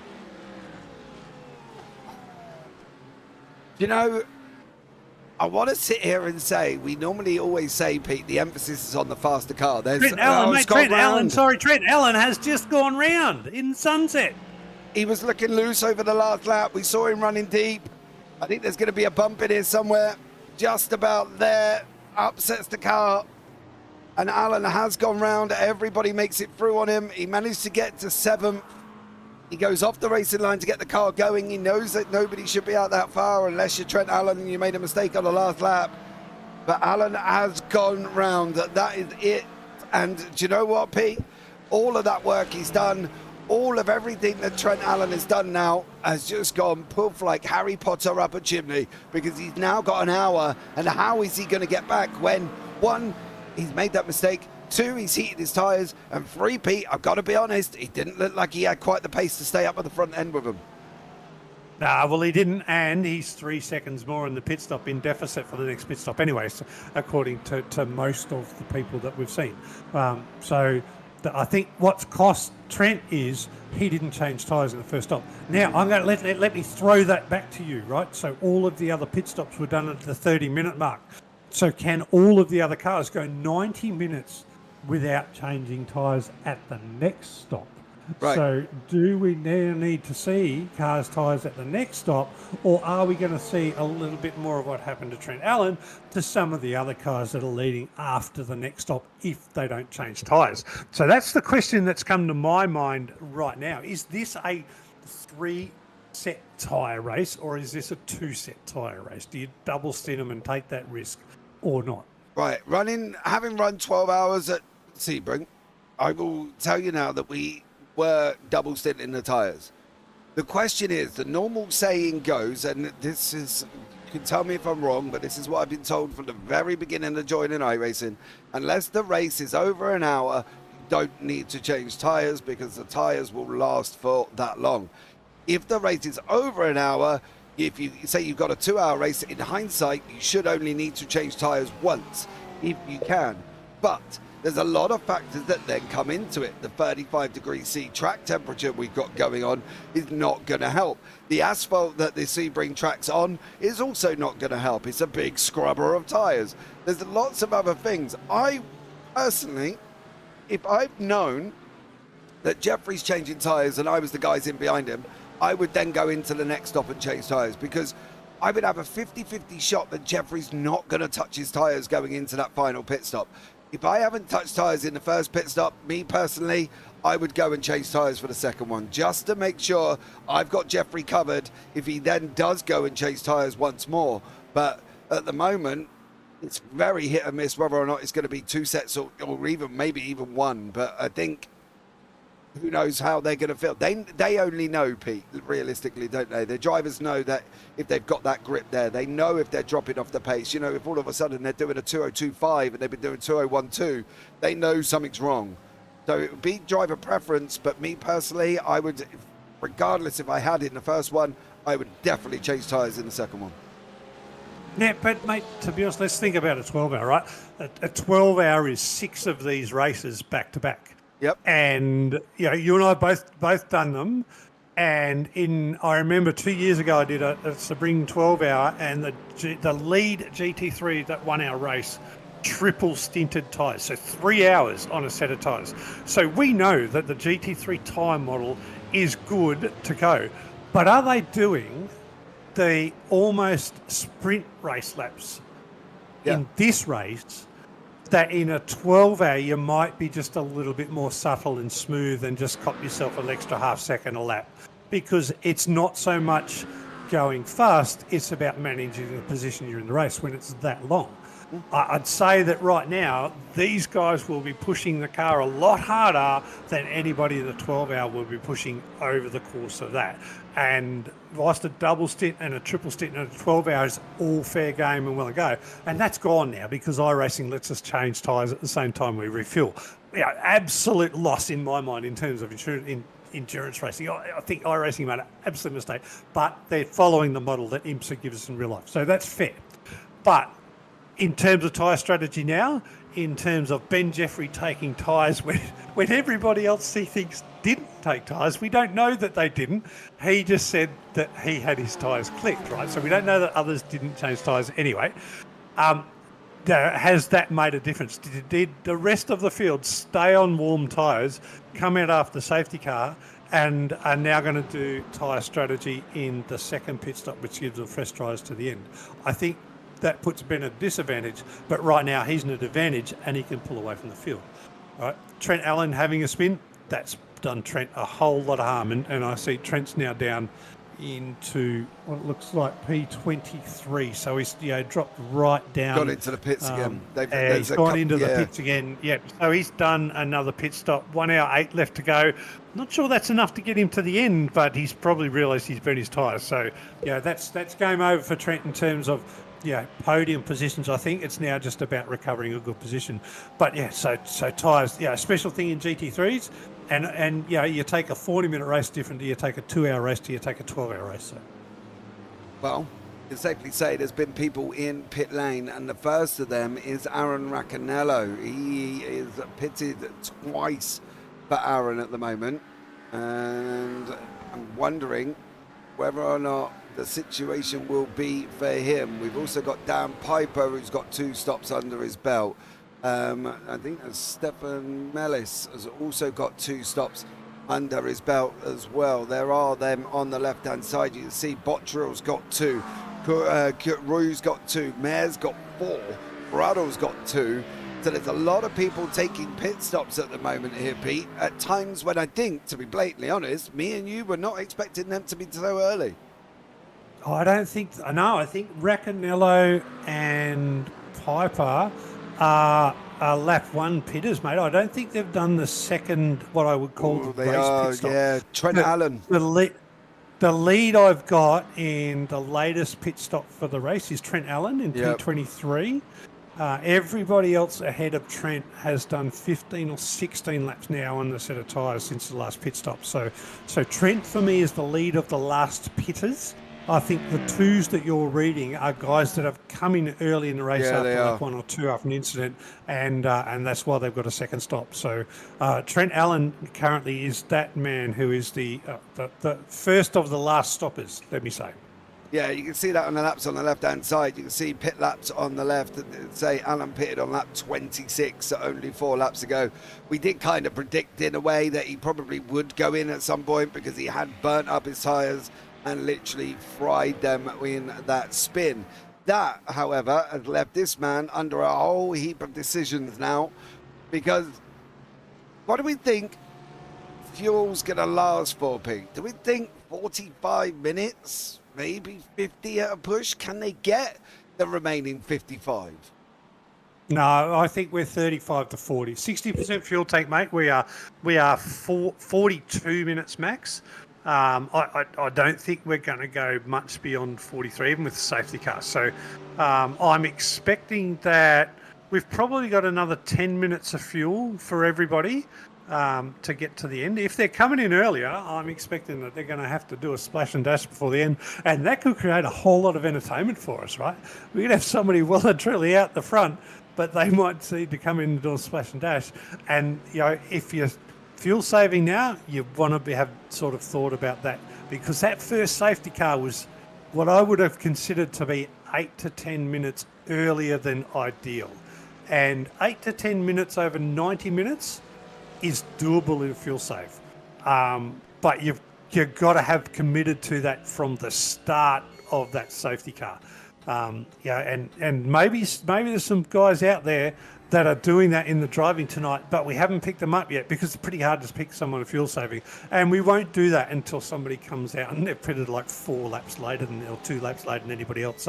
So they haven't come to the fore yet, but there could be somebody out there doing that now. No, I agree with you. I think it's going to be very hard to determine. My only interesting thought on what you said there, Pete, is I'm wondering if the people that didn't take tyres in the first stop have had to pit early because they haven't got anything left on the tyres. The likes of Trent Allen, we saw the spin, he's gone in and got changed. And I'm wondering if a few of these others, like Racanello's back in, Greentree's back in, Nominson's back in, they might have the fuel, but did they have the tyres to be able to stay where they were? And I'm wondering whether or not all of these people that have pitted from 26 to now, that in theory, will have to go again and pit stop again because the fuel isn't going to get in there. I'm wondering if they didn't change tyres over that first stop, and by this point their tyres are done and they had nothing left.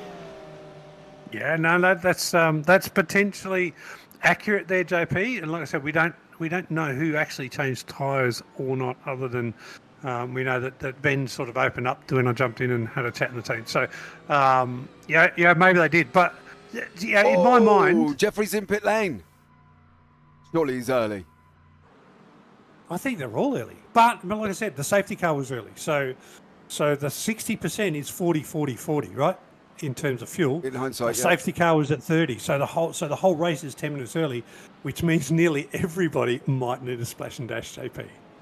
Which then leaves us in fuel management. Yeah. Fuel management. Complete and utter chaos, because I can tell you what, after this one, I've got a funny feeling there's going to be about 6 cars with Carrick got in as well. Saving fuel here. Anybody who's not saved fuel, Coates out in front, Saxon, great for the challengers. 2 challengers leading the field at the moment. So go Brad Coates, go Jamie Saxon. Have fun while you're out there, boys. Don't crash into each other, though, because you are live, and we will see it forever. On that one. So, hey, look, I'm picking about challengers leading the field, mate. I think that's amazing that they're having their, their moments. Obviously, once they go in pit lane, it will be at the, back in where they are in position. 34 degrees at the moment, Cher. Will that affect tyres? Between the heat and the makeup of what the surface is at Sebring and the bumpiness, and I think has a lot to do with it. And how you drive, of course. Let's not forget, if you're late braking, locking up, scrubbing the tyres, trying to turn faster than you need to, it all affects. You can see people on the left-hand side going down the order. That's because Carrick, Burhoff, Bobby Camo and Matt Norris have all gone in pit lane. So they're going to drop down as well. But these two out in front, these challengers having a great old battle pit.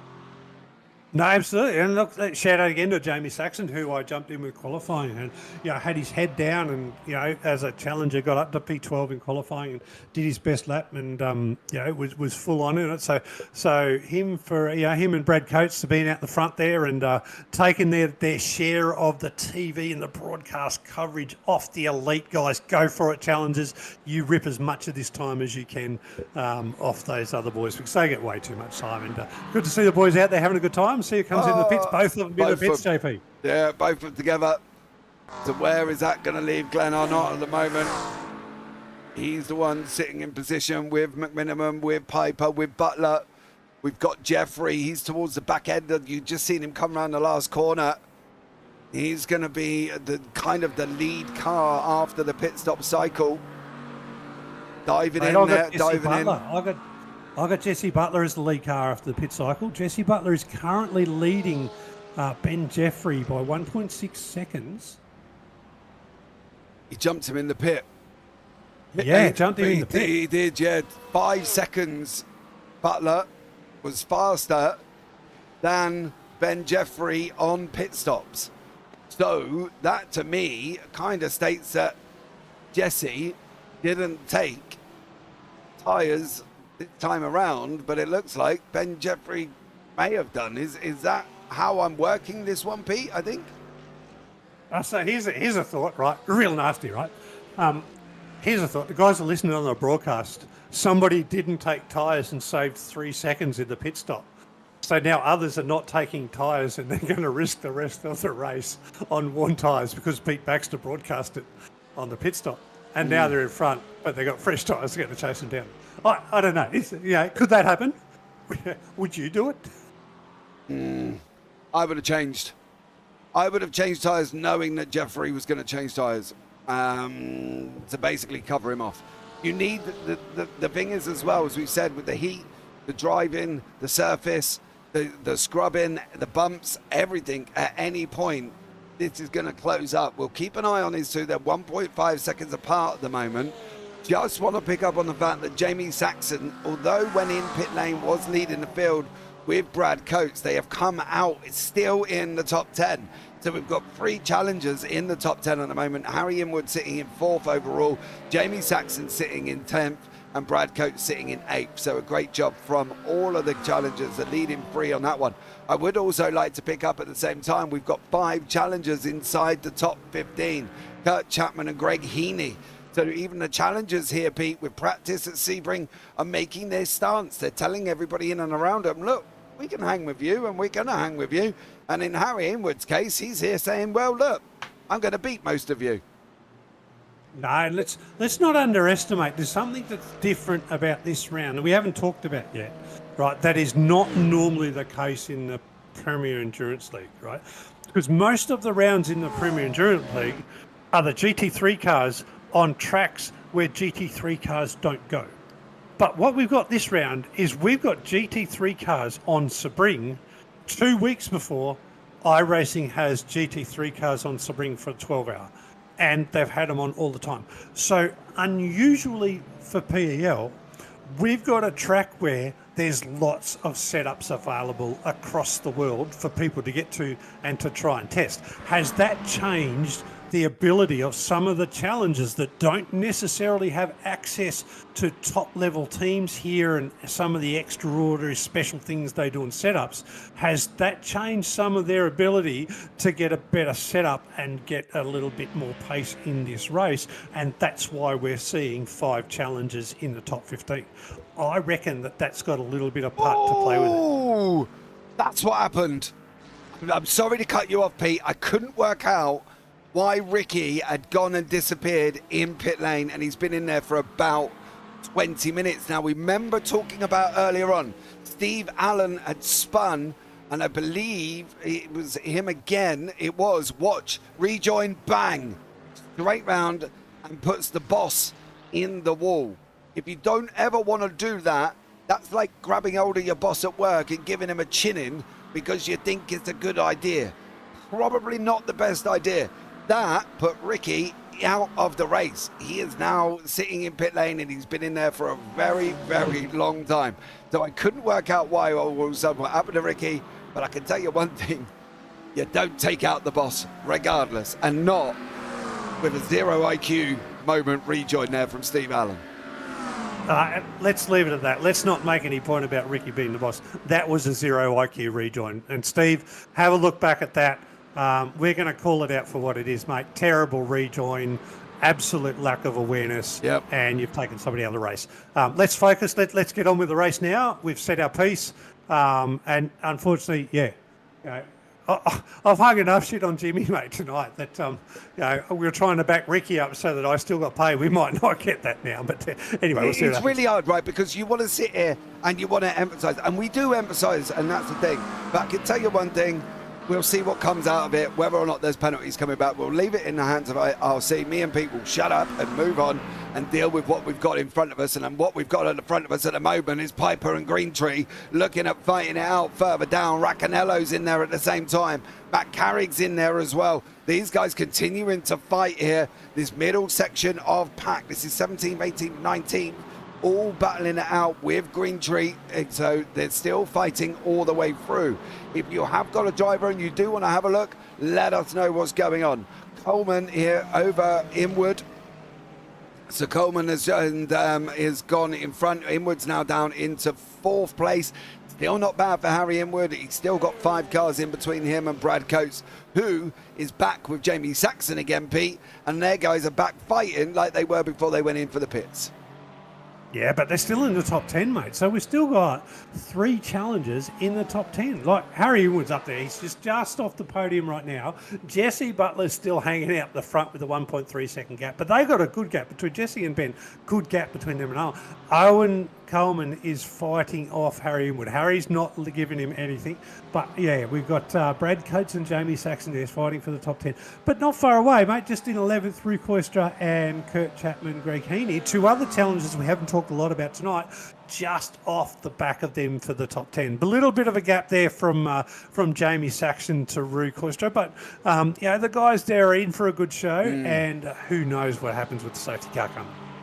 If it comes. If it comes. Comes. It's like putting your money on the lottery, saying, I'm going to win this week, piling your week's wages, and you come away with a tenner. You know what I mean? It's pointless. You're not going to put £300 on and then walk away with 10 quid because you've decided to gamble it all. That's kind of what you're trying to do. If you are gambling for a safety car, you are in for a shock if it doesn't happen. If I was at Talladega with NASCAR doing 200 miles an hour and I can guarantee there's going to be another yellow between now and the next 45 minutes. Can I guarantee that we're going to have a yellow and a safety car here? No, I can't. And I wouldn't if I was a driver. I would literally just drive and drive and drive until I can't drive anymore, or until I either get the safety car, Pete, or I don't. I would literally not even worry about it for a minute. Just drive as much as you can and get that gap all at the same time. That's what I would personally be looking at this moment in this stint with 40 minutes to go. No, absolutely. Now, we called out some zero IQ bonus, mate. But I'm watching this racing between Brad Coates and Jamie and Saxon. And I'll tell you what, it's fantastic racing. Brad is giving Jamie every bit of room he needs, but he's putting the car in the right position to make him go the long way around. And every part of the move is all fair. It's all good racing. It's all great track management. It's all saying, if you've got it, you can have it, champ, but you've got to get it the hard way. You've got to get around me. But there's no bump and grind. There's no little nudges. It's I'm defending and Jamie is racing. And the pressure's now on Jamie. He's got to find a way. He's got to find a way to come out of a corner faster. He's got to find a way, not necessarily to go in, just come out of a corner faster, get a little bit of run, a little bit of a draft somewhere and get inside. But what Brad's doing is he's just putting the car where he's making Jamie go the long way around. Really, really good racing between the two. Keeps the race controllers out of it, but gives us an absolute classic as the cars go side by side through Sunset, back on the pit straight, and they'll race each other towards the first turn. JP, over to you, mate. Oh, they can see now on board with Saxon coming in. We're coming into turn number 1. We're going to lip for the kink in the wall on the right-hand side. Now we're going to start our rotation. Little dab of the brakes, get the car settled, onto the gas we're going to go. There is a car in front of us as well. That is Isaac Curtis. The question is for Saxon, is he going to be able to get this at the moment? Is he going to want to just sit there and hold lines?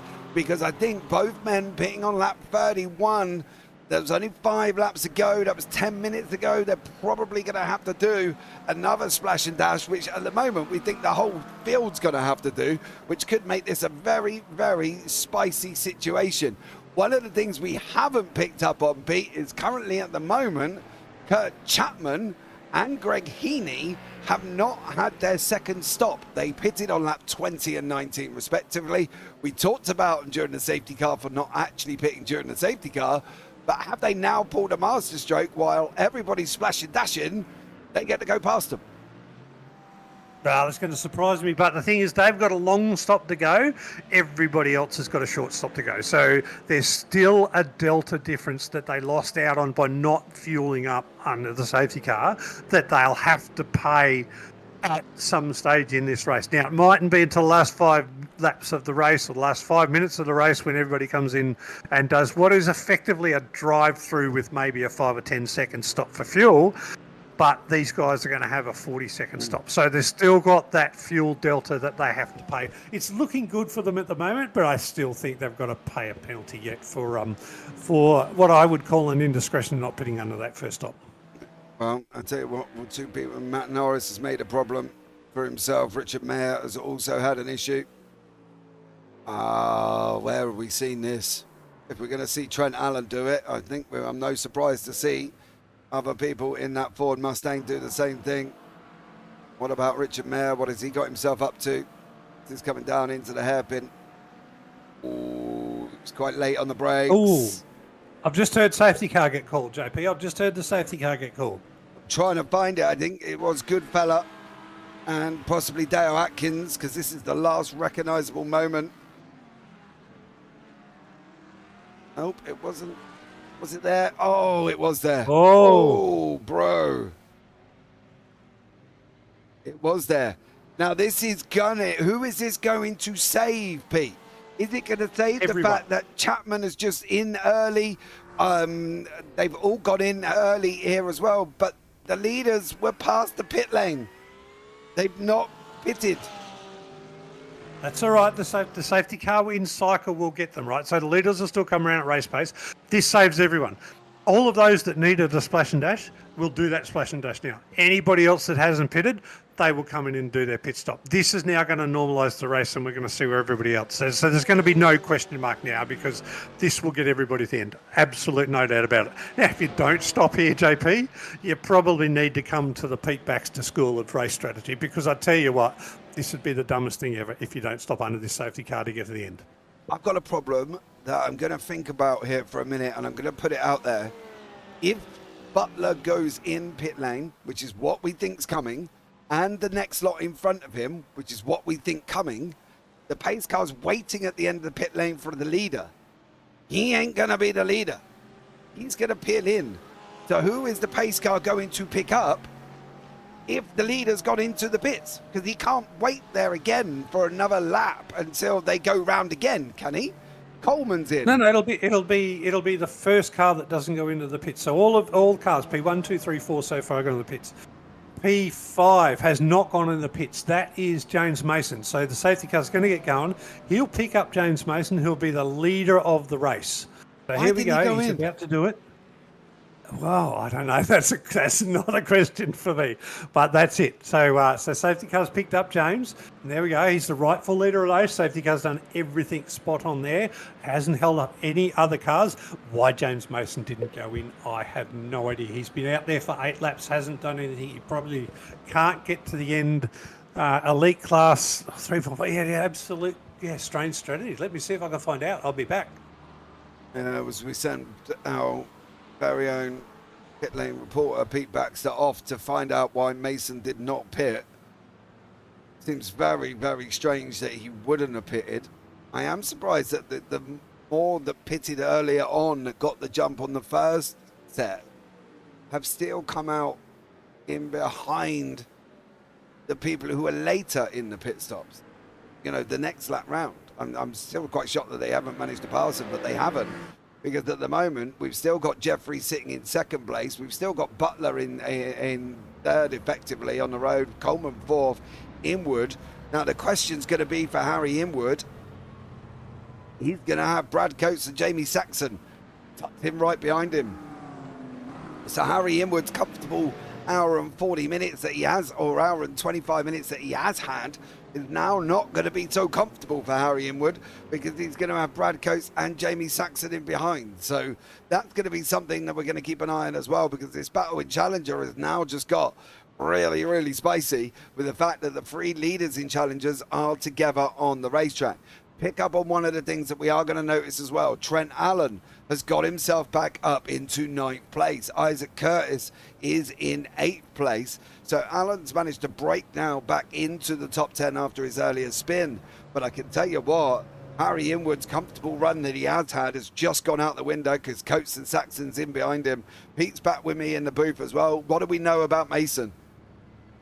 Hey, James Mason, absolutely no race preparation whatsoever, winging it to the end of the end of his life, and he's still got one more stop to come. Has no idea whether other cars can make it to the end. That's James's words, and he just thought he'd roll the dice and get out there and have a good time. Fair play. One of the things, Pete, Harry Inwood's comfortable run with Coates and Saxon now behind him.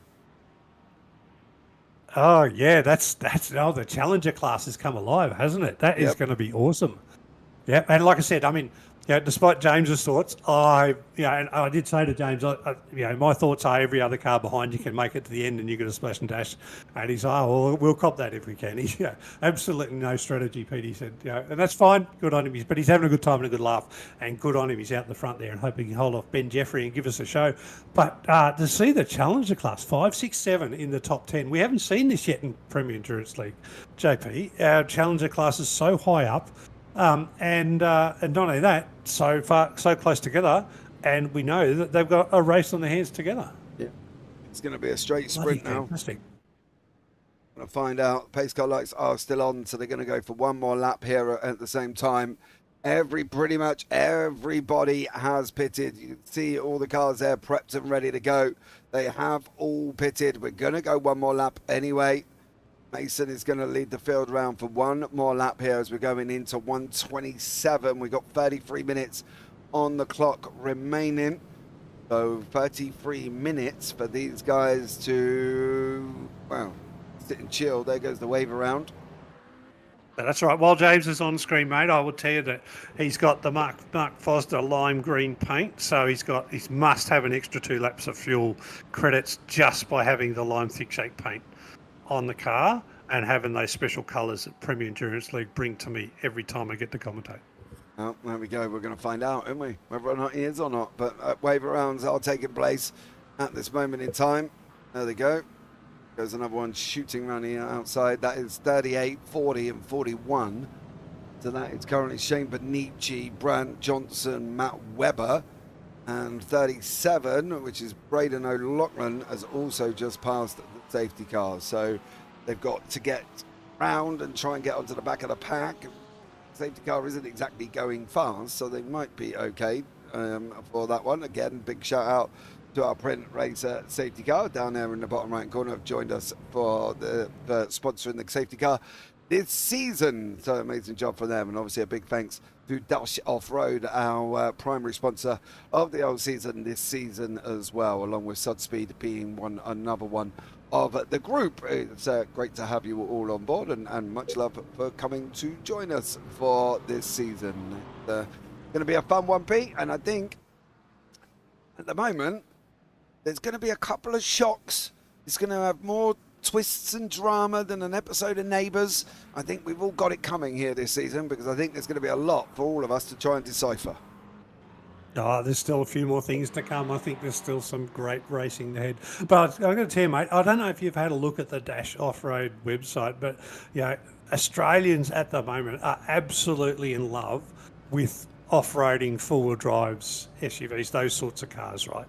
And the accessory market has gone nuts.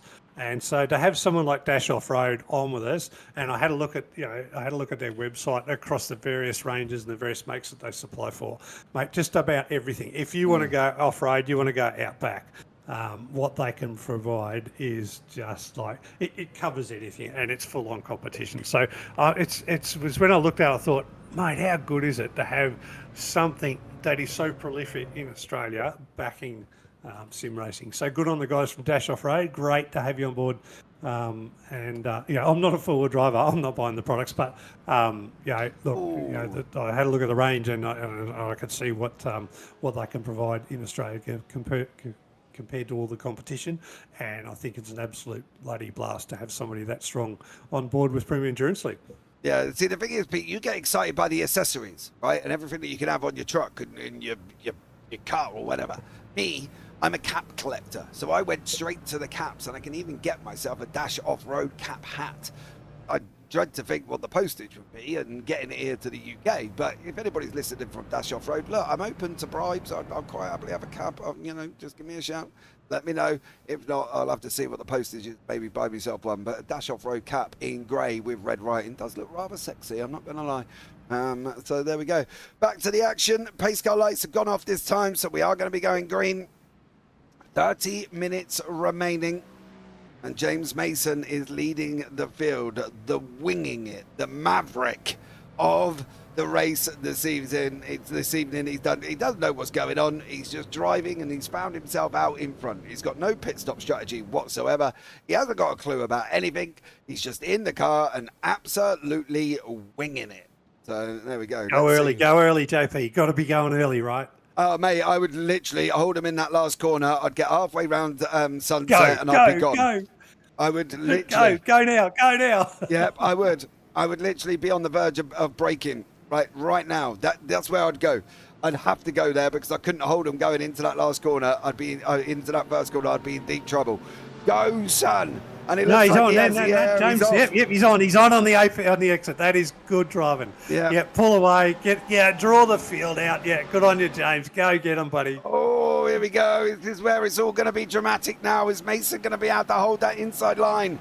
Jeffrey's turned around and said I was going for it. He has. Coming into turn 2, we've still got Jeffrey. He's going to have another look at Mason. Mason's covering that line off again.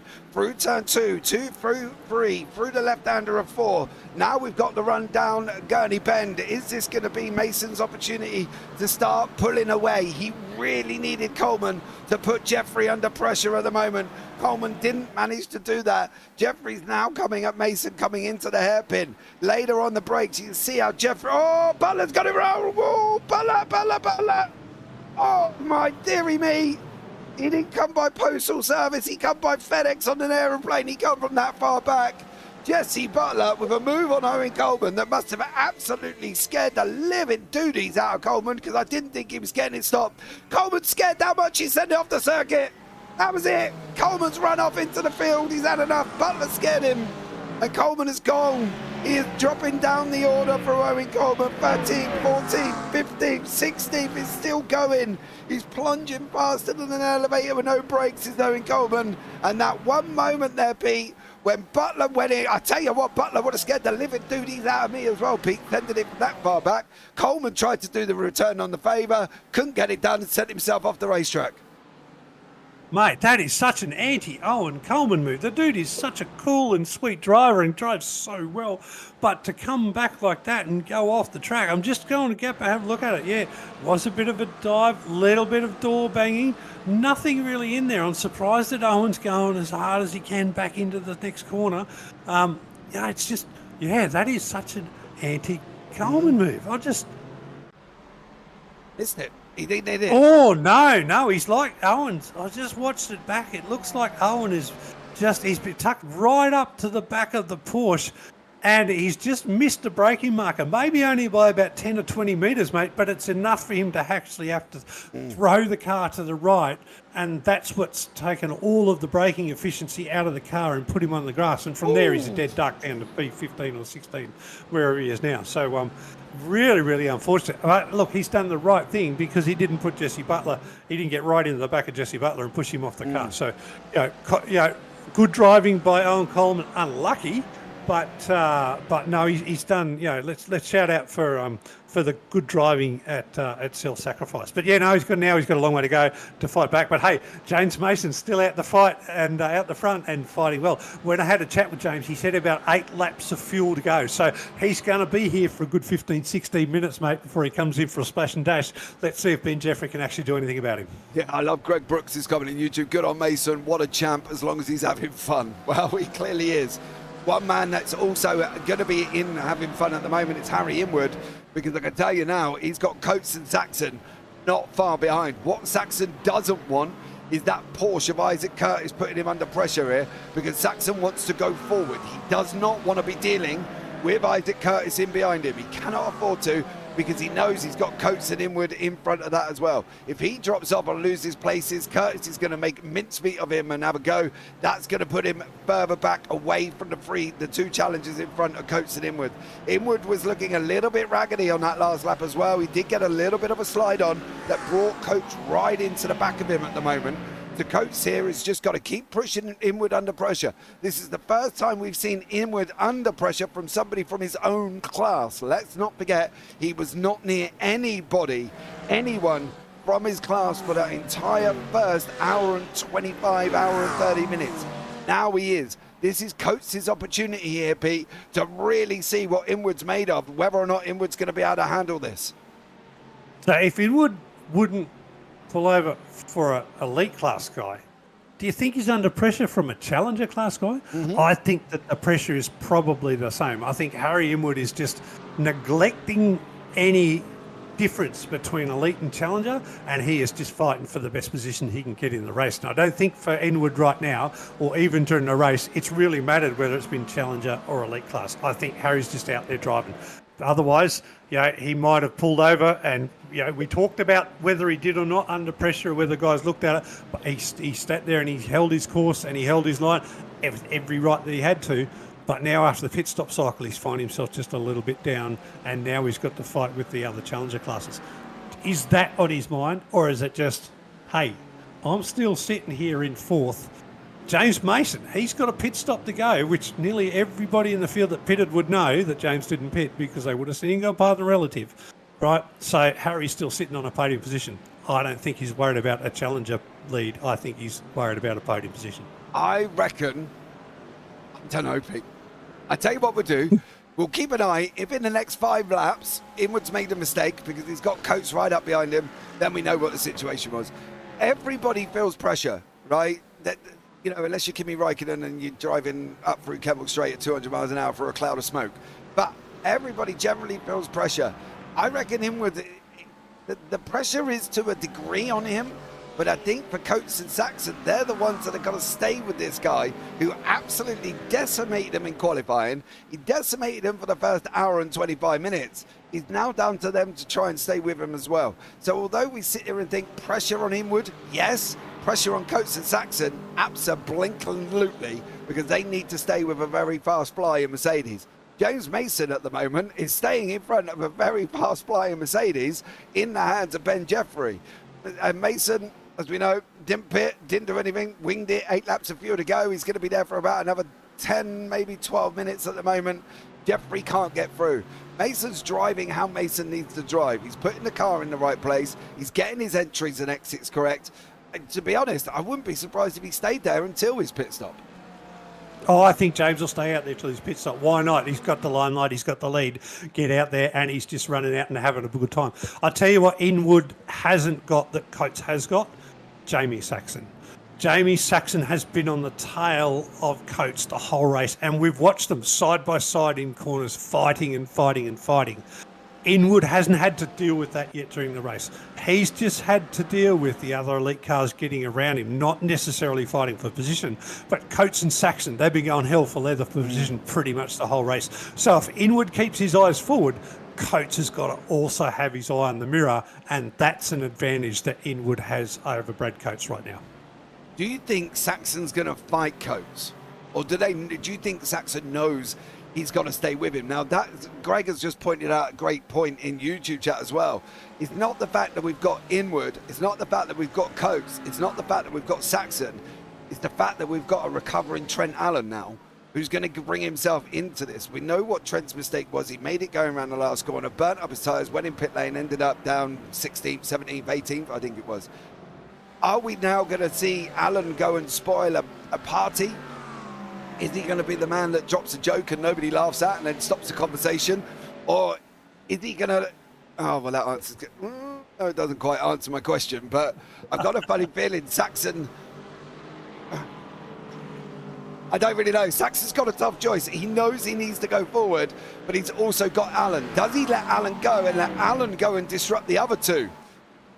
Let Allen do it. I think, me personally, I would let Allen go and disrupt the other two for me, bring them back into my clutches so I can have a go here. That's what I would do. I wouldn't be fighting Trent Allen now if I was Saxon. I would let him go. No, I think Jamie's done exactly what you said. I think he's done the right thing. Now, remember, what we're watching here is we're watching two different classes. We're watching Trent Allen from the elite class try to get through the podium positions of the challenger classes. Now, if you're really, really smart as a driver, you're doing that. And in Jamie Saxon's case, it's like, well, actually, to be honest, I'm not really racing Trent Allen. If I get him in front of me, and I can just tuck up behind him and try to stay with him, knowing that Trent's always going to be a little bit faster anyway, then I will let Trent put the pressure on Brad Coates that my pressure hasn't yet made him fold. And maybe, just at a little bit of little hope, Trent Allen puts Brad Coates under that extreme bit of pressure that changes the outcome between the two. That's my thoughts if I'm Jamie Saxon. Now, if I'm Trent Allen, I'm going, oh, these guys are going to let me go, or are they fighting for the outright position in the ultimate points? Because to be honest, even though they're challenges, they're allowed to fight for the ultimate position and the overall points. Now, same again with Brad Coates. Do you let Trent Allen go and let Trent try to put it on Harry Inwood? But if you do, then you've actually given away Jamie Saxon's game. But we see now that Jamie's actually dropping off Trent a little bit. He hasn't been able to, even though he's let him go, he hasn't been able to keep up with Trent. So there is the difference in either setup or driver ability that is pretty clear between elite and challenger right now, even though our challengers are right up there fighting in the top 10. How far is Allen going to go? We think he'll get Coates. Inwood's been quick and not really allowed anybody to go past. Do we think he's going to get Inwood in this situation? But it was imperative for Saxon to stay a little bit closer, and he hasn't managed to do that. So that's a little bit of worry. Jeffrey, Butler, Mason just lost 2 places. Ah, he's going to run wide, isn't he? Yep. There's one. Oh, no, there was contact. No, bit of a touch. Oh, and that's been called the race control too, mate. They're going to have a look at that. Oh, that might be deemed a bump and run there, JP. Maybe a punt to pass. Yeah. Oh, no, Jeffrey's let the position back. Jeffrey has given the position back, so maybe he might have just saved himself a penalty there, bud. And he may have just done a good job to hold on to that. Now, there might be a technical component there because sometimes redresses aren't allowed if another car gets advantage from the whole incident and there's still a penalty to come. So we'll see what happens out of that. But yeah, obviously Ben's, he's taken a little bit of responsibility for that straight away. He's just lifted and he's let Mason back in front. But Butler's been the main gainer out of all of that, mate. Jesse Butler's just back out the front. Yeah. So we'll keep an eye and see now, but has Jeffrey just saved himself a penalty by allowing Mason to go back through? The problem is that's brought Inwood into it. Inwood's brought Coates in. Allen's come back in, and Saxon is now back onto the back end. So that top 7 at the moment are separated by not a lot of time here. I can tell you it's just barely 3.6 seconds, which you may sit there and go, oh, that's loads, but in conjunction, it's not, considering we've got Allen upsetting the flow in the challenger lead here because they were obviously all fighting out 1, 2, and 3, and then Allen has jumped Saxon and is now gone in with Coates. We've got 16 minutes to go here, Pete. Are we going to have splash and dashes, and when do we think they're going to happen? No, the only car yet to do a splash and dash is going to need to be James Mason. Everybody else, I am saying, is good to the end because of that last safety car. I think everybody took that opportunity last safety car. It was well within the overall pit window to come in and get to the end. So I think James Mason is the only car, and we're going to see him in about 4 laps' time come into a splash and dash. And yeah, that's going to be unfortunate because he's going to lose a whole lot of positions. He probably might even drop down to as far as P33 or P34, which he doesn't deserve after being up there and fighting at the speed that he's got. Yeah, strategy mistake. Yeah, maybe employ a strategist, hire a drunken crew chief, or get Pete Baxter to drop in every now and then during the race and give him some more advice earlier on. But we'll see what happens in the future. But I think James is the only one need to do a pit stop. Yeah, we've got Burhop and Rue. Rue's just cleared Burhop. Burhop cleared Rue, and Rue got him back again. So that's about 3-4 times these guys have changed positions over the last lap and a half here for Adam Burhop and Rue themselves. Mr. Adam sat in there in that Revolution E-Racing Ford, battling away once more. So these guys continuing to fight here in keeping an eye on the front. You can see Allen has not cleared Coates as of yet. So there's no movement from Trent Allen going forward. It's really hard at the moment here, Pete, because we've got 1, 2, 3 in the elite sitting in the top. Then we've got 1, 2, 3 sitting in the top 7 of the challengers as well. Is it just a testament to the series, the fact that we've got challengers now riding right up in the top 10? Oh, I'm going to go back to my early point, mate. I think it's a testament to PEL coming back to a track where, you know, there's lots of there's lots of time for practice, and there's lots of setups out there that that everybody can get a hold on. You know, and it's also so close to the Sebring 12 hour. So I think that brings everything together and brings, I think, the series a whole lot closer than what we otherwise see when PEL goes to tracks where GT3s haven't been and people are going to make their own setups. So for me, that's the biggest reason why I think the challenges are right up there. I think it's absolutely fabulous. And I'm also loving the fact that Harry Winwood, I don't even remember calling Harry, you know, no offence, Harry, I don't remember calling Harry's name yet in this series, yet tonight. Number 1 challenger, top 10, looking for a podium overall finish. How good is that? Yeah, done a great job for Harry. He's been up there all the way through and deserves everything he gets here. But we're going to see if he can just hold on that little bit longer over Brad Coates. Coates has got Alan tucked in as well, right in behind him. How far is Alan going to go? Mason sitting in that second place, up 13, but we think there's a splash and dash. In fact, we're pretty 100% certain there is a splash and dash coming from him. Trent Allen, though, how far are you going to be able to get up through this order? Rue and Burhop side by side again. That's another overtake. Burhop's got through. Rue again coming back at him. That would be probably turn number, what's that, 1, 2, 3, 4, 5, 6 times they've swapped places over the last lap. Owen Coleman is showing that he's had an incident, but at the moment he does seem to be running. However, Chris Ruddle has jumped to pit lanes. Chris Ruddle has jumped straight to pit lane, and Matt Webber also looks like he's had some form of dramatic drama, but we're going to keep an eye and see what goes on down here in the middle. Unfortunately, Rue, another little blink. He's going to have to be a little bit careful on that one. But these guys are still battling out. But Butler still alongside. He's got Mason, Jeffrey, Inwood, Coates, as it is here, Pete. And we haven't got long for them to go. No, but yeah, here's what stands out to me, mate. Trent Allen and Brad Coates, they're on the same team. They've got the same liveries out there. Are they working together, or are they going for their own results? Trent's put an absolute barrier between Brad Coates and Jamie Saxon. I think what he's done is he saved Brad from having to look in the rear vision mirror from Jamie Saxon. That now puts Harry Inwood under a little bit more pressure because, Trent Allen and Brad Coates can be talking to each other offline without other people knowing and cooperating and making sure that nothing's done stupid, but it allows Brad Coates to get up and try and have a crack at Harry Winwood. I don't think he's actually got that extra bit of pace he needs, because Harry's been able to hold him off a nice half a second, and if you have a look at it, Harry's putting a whole lot of pressure on Ben Jeffrey right now for P2. Yeah, he is. Harry's closing in on the back of Jeffrey at the moment. Coates is still in there. I do wonder whether or not Inwood needs to do this, or is he going to put his head down here, Pete, and think, I'm going for the overall? Why not? Is that going to be his thing? What's the situation? Can he get Butler 1.5 seconds further up? We've got 12 minutes to go. Why Harry a challenger if he's a racer IRL? Can't answer that question. It's got nothing to do with me on this one. You need to ask, obviously, I think Ricky's in YouTube. Ricky, that's a question for you, sir.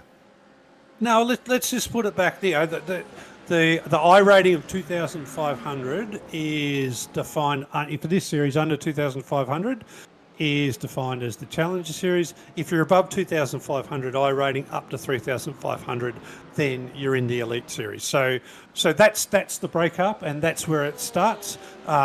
Ricky and Jimmy reserve the right as the admin to review the speed overall of people that are under 2,500 but are alien-like skills. Would I say that Harry fits that right now? I can't say I can, because right now he's got Coates and Saxon, both challengers as well, sitting up there and fighting with him, and he's not like he's pulling away from other challengers. So I would say right now it's reasonable if that's where his I rating is and that's where he's classed. It's not like he's blown away. He's in P3 and the rest of the challengers are P23. That would open eyes. Right now, it's a fair fight. Well, at the moment, it is what it is. Let's see what goes on. Can he be promoted though, even though he's below 2.5K? You reckon? Yeah, he can be. And that's what I say. That's where the admin reserve the right to look at it and say, hey, listen. And who was it? There was a driver last season we saw that was consistently 10, 15 positions ahead of the rest of the challengers, and they got promoted. And we called them out for it quite a number of times. But I don't think Harry fits that boat right now because he's not that far ahead of other challengers. Yes, they're in the top 10, but other challengers are in the top 10 as well. So right now, I can't see any reason why Ricky and Jimmy would go back and look and say this guy is a superstar well beyond the other challengers. He's leading them, but he's not leading them by a long way, and it's a fair competition. So right now, I think it's fair. May it change in a race or two's time? It may, but that's going to be up to admin. They do that in their review through the cycle. Yeah. Sorry, why he green instead of red? Well, I hope that answers it for you, Greg, on that one. Pete's just got in and filled us in on there. We've got 9 minutes to go. We've still got Jeffrey not being able to close in on Butler. If anything, Butler's extended it by a 10th. Rue has now got Isaac Curtis pressurising him, and I do mean pressurising him for Rue. He's literally sitting in that 8th spot with Curtis in 9th. They have just changed positions. It's been the same scenario between Rue and Burrock as it has been between Rue and Curtis. They've swapped places 3 times already, and I'm sure there's going to be more coming, Pete. If Rue's been anything, he's been in the fights this evening. No, and it's good, mate. Rue Koistra, he's for a lot of the races we've called, he's been down in the 20s. To see him up in the top 10 is a nice revelation. It's good to see the FRG pink car out there. And, Cher will be loving this. More time for Rue and get the boy on track. Unfortunately, it looks like he's got a bit of blinking in and out, so it's something that he might have to have a look at. But really good to see Rue up there in the top 10. Great to call his name out again. Yeah. Rue there fighting out in 8th with Isaac Curtis. It is unfortunately an error from admin. Harry is currently officially unaware of the circumstances. He is indeed an elite class driver and will be advised post-race. Oh, there we go. That puts Brad Coates as number 1 in the Challenger class for tonight, mate. It does, yes. Why we just spent the last 2 hours bigging up Harry for leading the elite, the Challenger classes. No, that's Rick's fault. That's not our fault. That's Ricky's fault. No, let's blame Ricky on that one. Let's blame Ricky. We can blame Jimmy. That's easier. Yeah, Ricky's a better guy. Yeah. Right, I'm just going to deal with this situation with Harry now. I'm going to move him. Rick, are you absolutely right? He's now going to go red, and all of everything we've spoken about for the last hour and 53 minutes, ignore. Okay? We've now changed with 7 minutes to go in the race. Harry Inwood has just been promoted to elite class and is now running P3 on track. And he's in the way of Brad Coates. They're now leading. So we're going to have a laugh about it because it's a little bit of fun. Yeah. Right, there we go. On that one for Harry Inwood. He's now 3rd in elites, chasing down Ben Jeffrey for that 2nd spot on the podium. And Brad Coates doing a great job leading the challengers. He's got Jamie Saxon, who's sitting there in 2nd place, separated from him, and Trent Allen all the way through. It looks like Matt Webber, Nick Miller and Glenn are not. I've also had incidents towards the end of this race. Isaac Curtis back in again with Rue, who I bet Rue is loving the battles. I bet he is, because he's been in a few of them all the way through this race as Rue. So there we go. And now they're trying to blame, was Jimmy admin from this week, Rick? So they're all trying to put it on Jimmy. No, let's put the driving standards on Jimmy. Let's put the admin on Ricky. I don't know. Let's just say it is what it is. It's good to see all of the lads out there. And like I said, I don't recall calling Harry's name. So welcome to the series, Harry. And it's good to see you up the front there, giving everybody a fight. And loving the fact that that Brad Coates and Jamie Saxon are in there P5 and 6, still racing hard together. A little bit of a gap between them. And let's shout out to Kurt Chapman. That has now promoted Kurt Chapman to podium in the Challenger. Yes, yeah. I did correct. Oh, he isn't. He's off the side. Where's Jesse McMinimum? McMinimum's cleared Chapman as well. McMinimum has just snapped that third place away from Chapman, unfortunately, for you, Pete. Owen Coleman and Richard Mayer have had a mare. Let's just put it that way. Oh, it was a bad pun if I ever do. Forgive myself for that one. But here we go. Oh, Coleman is going to... Oh, poor old Chapman. 1 minute he's in third, the next minute he's in fourth, and he's cutting the grass. Oh, poor old Chapman there at Sebring. But McMinimum is now third in the Challenger classes. Saxon and Coates are back together. Harry doing great, still be on the podium, even if he got a mid-race promo. he did. So, there you go. Curtis and Rue are back together again, coming around the final corner. 55 on the clock. So there we go. And Jimmy, yeah, pick on the fat guy.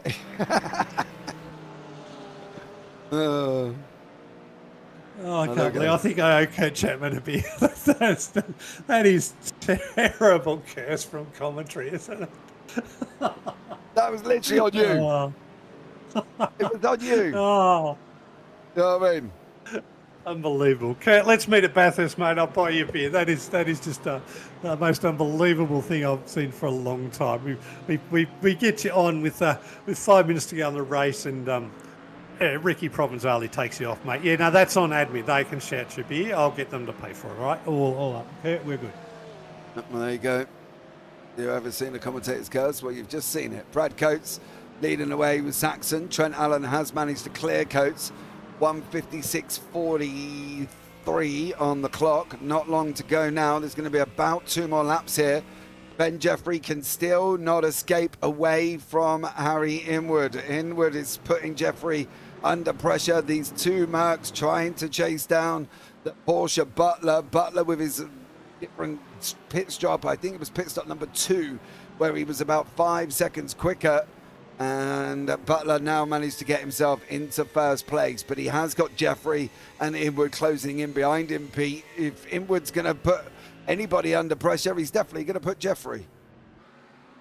Well, he's proven all night that he's been, like I'm talking about Harry Inwood, he's proven all night he's been a fairly calm driver, even when he's had a bit of pressure or he's got others under pressure, and he's just been there. And it's just like, righto, I'm here.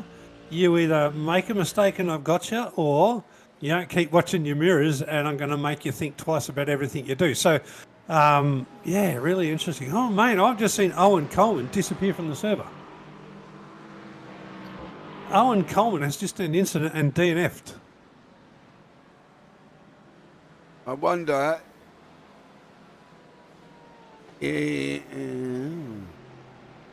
Oh, hold on. Whatever he did it here. That was where we saw the incident, and then he just jumped straight to pit lane after that.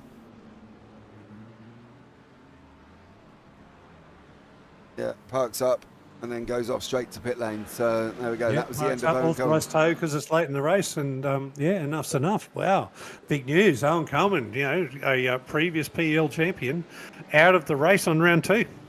Yep, started 4th, got 2nd, made a mistake, ended up 4th, and now it's all just gone Pete Tong as it's continued to go here. But all the while, Hinwood fights with Jeffries. Jeffrey is clearing the way for Butler to take the victory. There's going to be...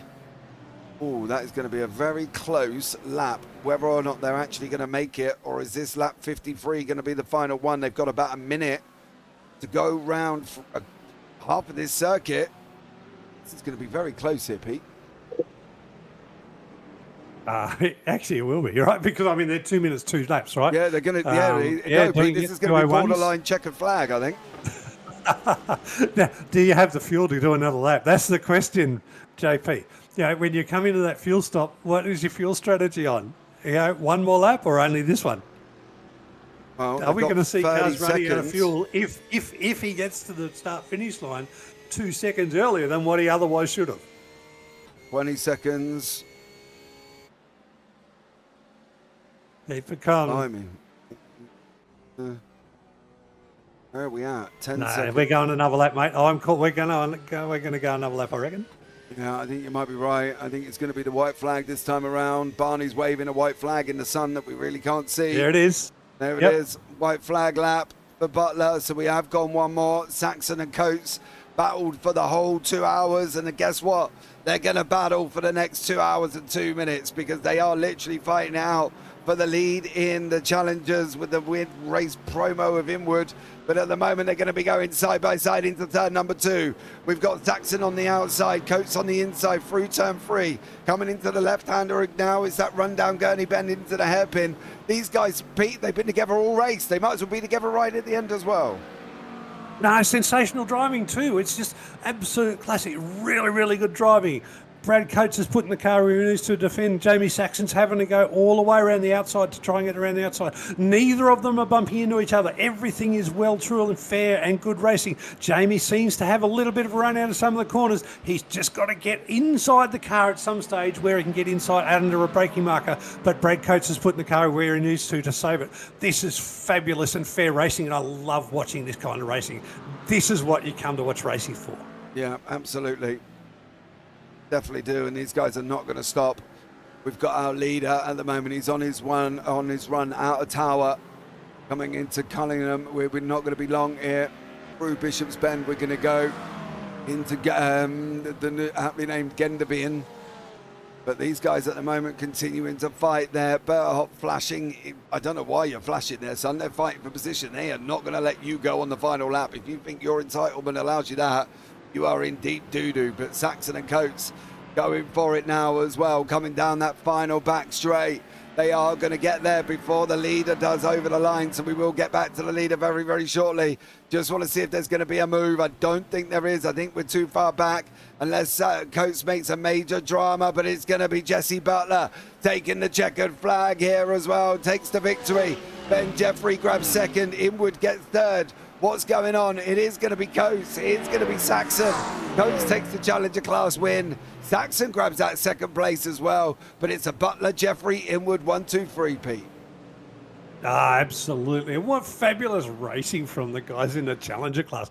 That was so good. They were so close. Those two guys, Brad Coates and Jamie Saxon, they were together all race, the whole race. I can't wait to see if we get to chat with Jamie Saxon and find out what's going through his head, because I tell you, that was great precision. Jesse McManaman, P13, podium in Challenger class. Come from nowhere. We didn't talk a lot about Jesse tonight, but yeah, no, he's sort of off the battle for the Challenger class because of the show that Coates and Saxon put on. But good on him, mate. We don't get to chat about the Challengers as much as we normally do because the elite guys are always so far in front, and we sort of cover that. But yeah, I guess tonight is the night of the Challenger. Yeah, it definitely was. We were covering them, and they were there as well. Stefan Mellis, light flashing over the line. Not really seen much of him throughout this race. Davis Norris is going to finish off as well with Miller, Chapman, and Withers. They're going to be the final ones, and Braden O'Loughlin, I think. Glenn or not, maybe. Is Brant John? He is still running. Matt Webber's still running as well. A lot of people out behind that, unfortunately. You can see down the bottom end of the field, but at the moment, these guys going over the line. Webber's going to come and wrap this one up. Job done and dusted. What about Braden O'Loughlin? Well, he's going to finish off at the same time, just in behind.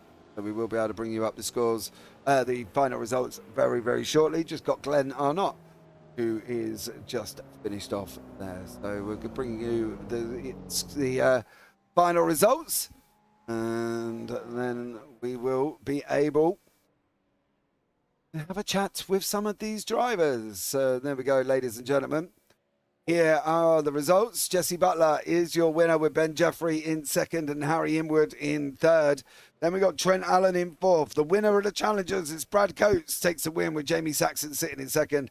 Adam Burhop, Isaac Curtis, Ruko Istra, Aaron Racanello, Richard Mayer and Dan Piper are 7-12.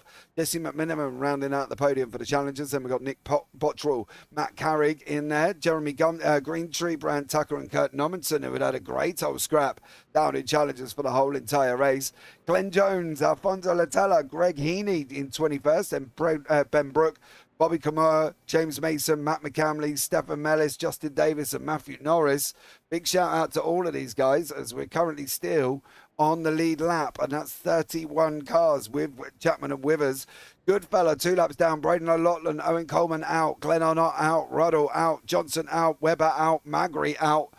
Here, then we've got Benici was also out, Atkins, McClimber, Provisali, Allen, Hallinan, Lawson, and Edwards. And then we've got Darrell O'Sullivan, who I don't believe took to the start here of this one.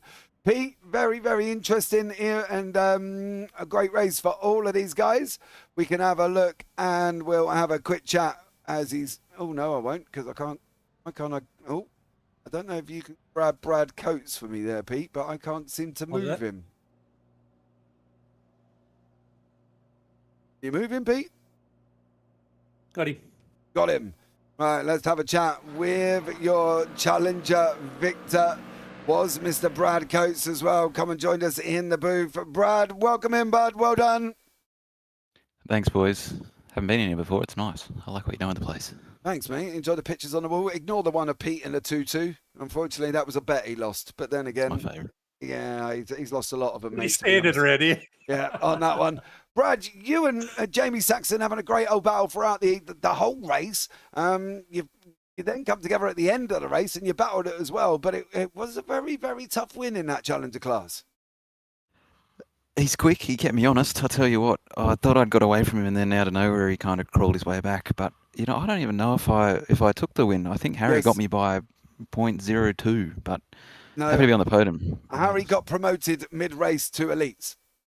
Well, there you go. You little ripper. Let's go. No, you took the victory there, bud, as well.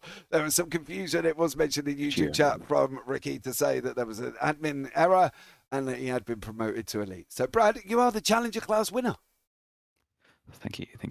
Oh, look, it's good. Shout out to my team, to be honest. Revolutionary Racing guys. Like, just the community there helps me get better. I definitely have come leaps and bounds over the last 6 months, and mostly because of them. Oh, there you go, mate, and a great job as well, because let's face it, very tough track, Sebring, and for you to come out on top is absolutely amazing. Was there anybody else apart from your team you want to give a shout out to before we let you go? Just the boys. Shout out to Harry as well. I was chasing him down. He's pretty quick. I couldn't keep up with him. Just that toe down the straight, or just being able to sit behind someone is super powerful around here. I thought I did okay with the fuel saving, but just being under someone's wing lap after lap after lap really does help you out. Absolutely. Well, Brian, thank you so much for joining us out there. We're going to pop you back down into the green room. Thank you very much, and I look forward to seeing you next time out. Thanks, boys. There you go, Pete. We don't have anybody else for a chat. Where's everyone else? I don't know. They're not in the green room. They're not here ready. Anyway. That is par for the course. Oh, well, let's talk about the winner. Yeah, well, there Jesse you go. Butler. Now, where did Jesse come from, mate? For the whole race, Jesse Butler was like there or thereabouts. So we're talking about Ben Jeffrey and Owen Coleman and the race that they were having. Trent Allen was up there, and then before we know it, Jesse Butler's out the front and takes a win. How good is that? Yeah, absolutely, and he made it from his second pit stop when he got out in front. So it was a great job from Jesse and absolutely unbelievable. So fair play to him on that one. Join us again. Don't forget for the next round, guys, as well. And we'll be out there. What? There's Jesse Butler. Oh, Hello. Hello, Jesse Butler. You're on the broadcast. Thank you. Congratulations, mate. Thank you for that. That's yeah, that was awesome. Why do you sound surprised that you're here, Jess? I find it quite amusing. You seem very lost that you're here. You won the race. Yeah, I know. It just seems very lost that he's here. Jess, you all right? Yeah, I'm good. No, it's just a bit of a surreal feeling. Obviously, I knew I was going to get disqualified from the whatever position I got because I changed the car. Just I was in the McLaren and didn't quite feel comfortable or like it. So if I'm going to do a series that I at least want to enjoy the car, and the old faithful's the Porsche. So it was a great combo to come back to with the Porsche and Sebring, my kind of two favourite combos. So, but it was bloody hard work out there, that's for sure. It definitely was. So what you're telling us is you've won the race, but you haven't. Yeah, exactly. Exactly. I think Jared Knight's just put up cheat on the chat. But yeah, in all good fun, I think Jared's having a good stab in the dark and Oh, saying, oh, no, good on you. it, We're recognising some good driving. it was, yeah, it was bloody brilliant. I had one of the blokes that I've kind of had throughout my whole kind of iRacing experience with Justin Quinn and my team owner Pete Edwards kind of helped me out through the race. We come up with a really good strategy with just to get me into a bit of clear air in that middle period of the race, just do a bit of a short fill.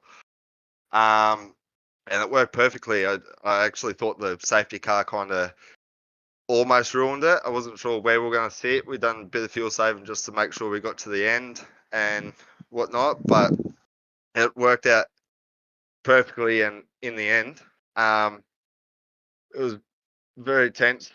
Ben and Harry, they were extremely quick. Congratulations to Ben on the win.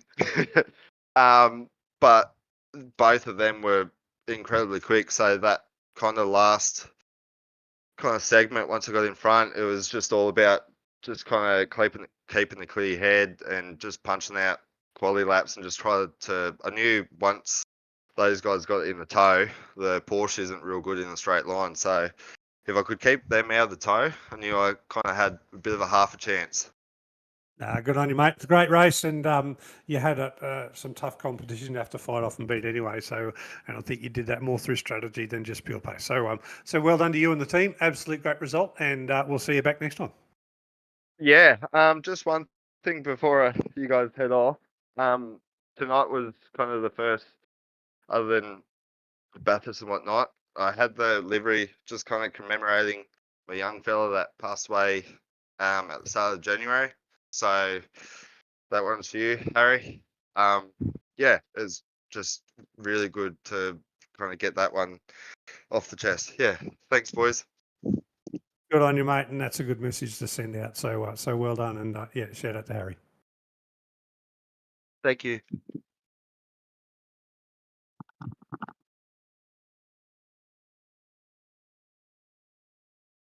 Well, I think that's it, JP. Yeah, I think that is that one. On that one, guys, we're gonna wrap it up for this evening. Thank you so much for everybody that's come out and joined us on that one. Don't forget, join us next time out for the Limit Series as we head to Monza. Then we've got Nürburgring, WELC, Mugello, Spa, and then Suzuka. I think somebody's got a spelling mistake on the calendar there on that one. But join us next time out as well. Well, guys, thanks so much. I've been JB. I've been alongside PB. Together we meet PB and J. Have a great one. As always, take care. Have a great week. And you never know. We might see you on the track sometime. Good night.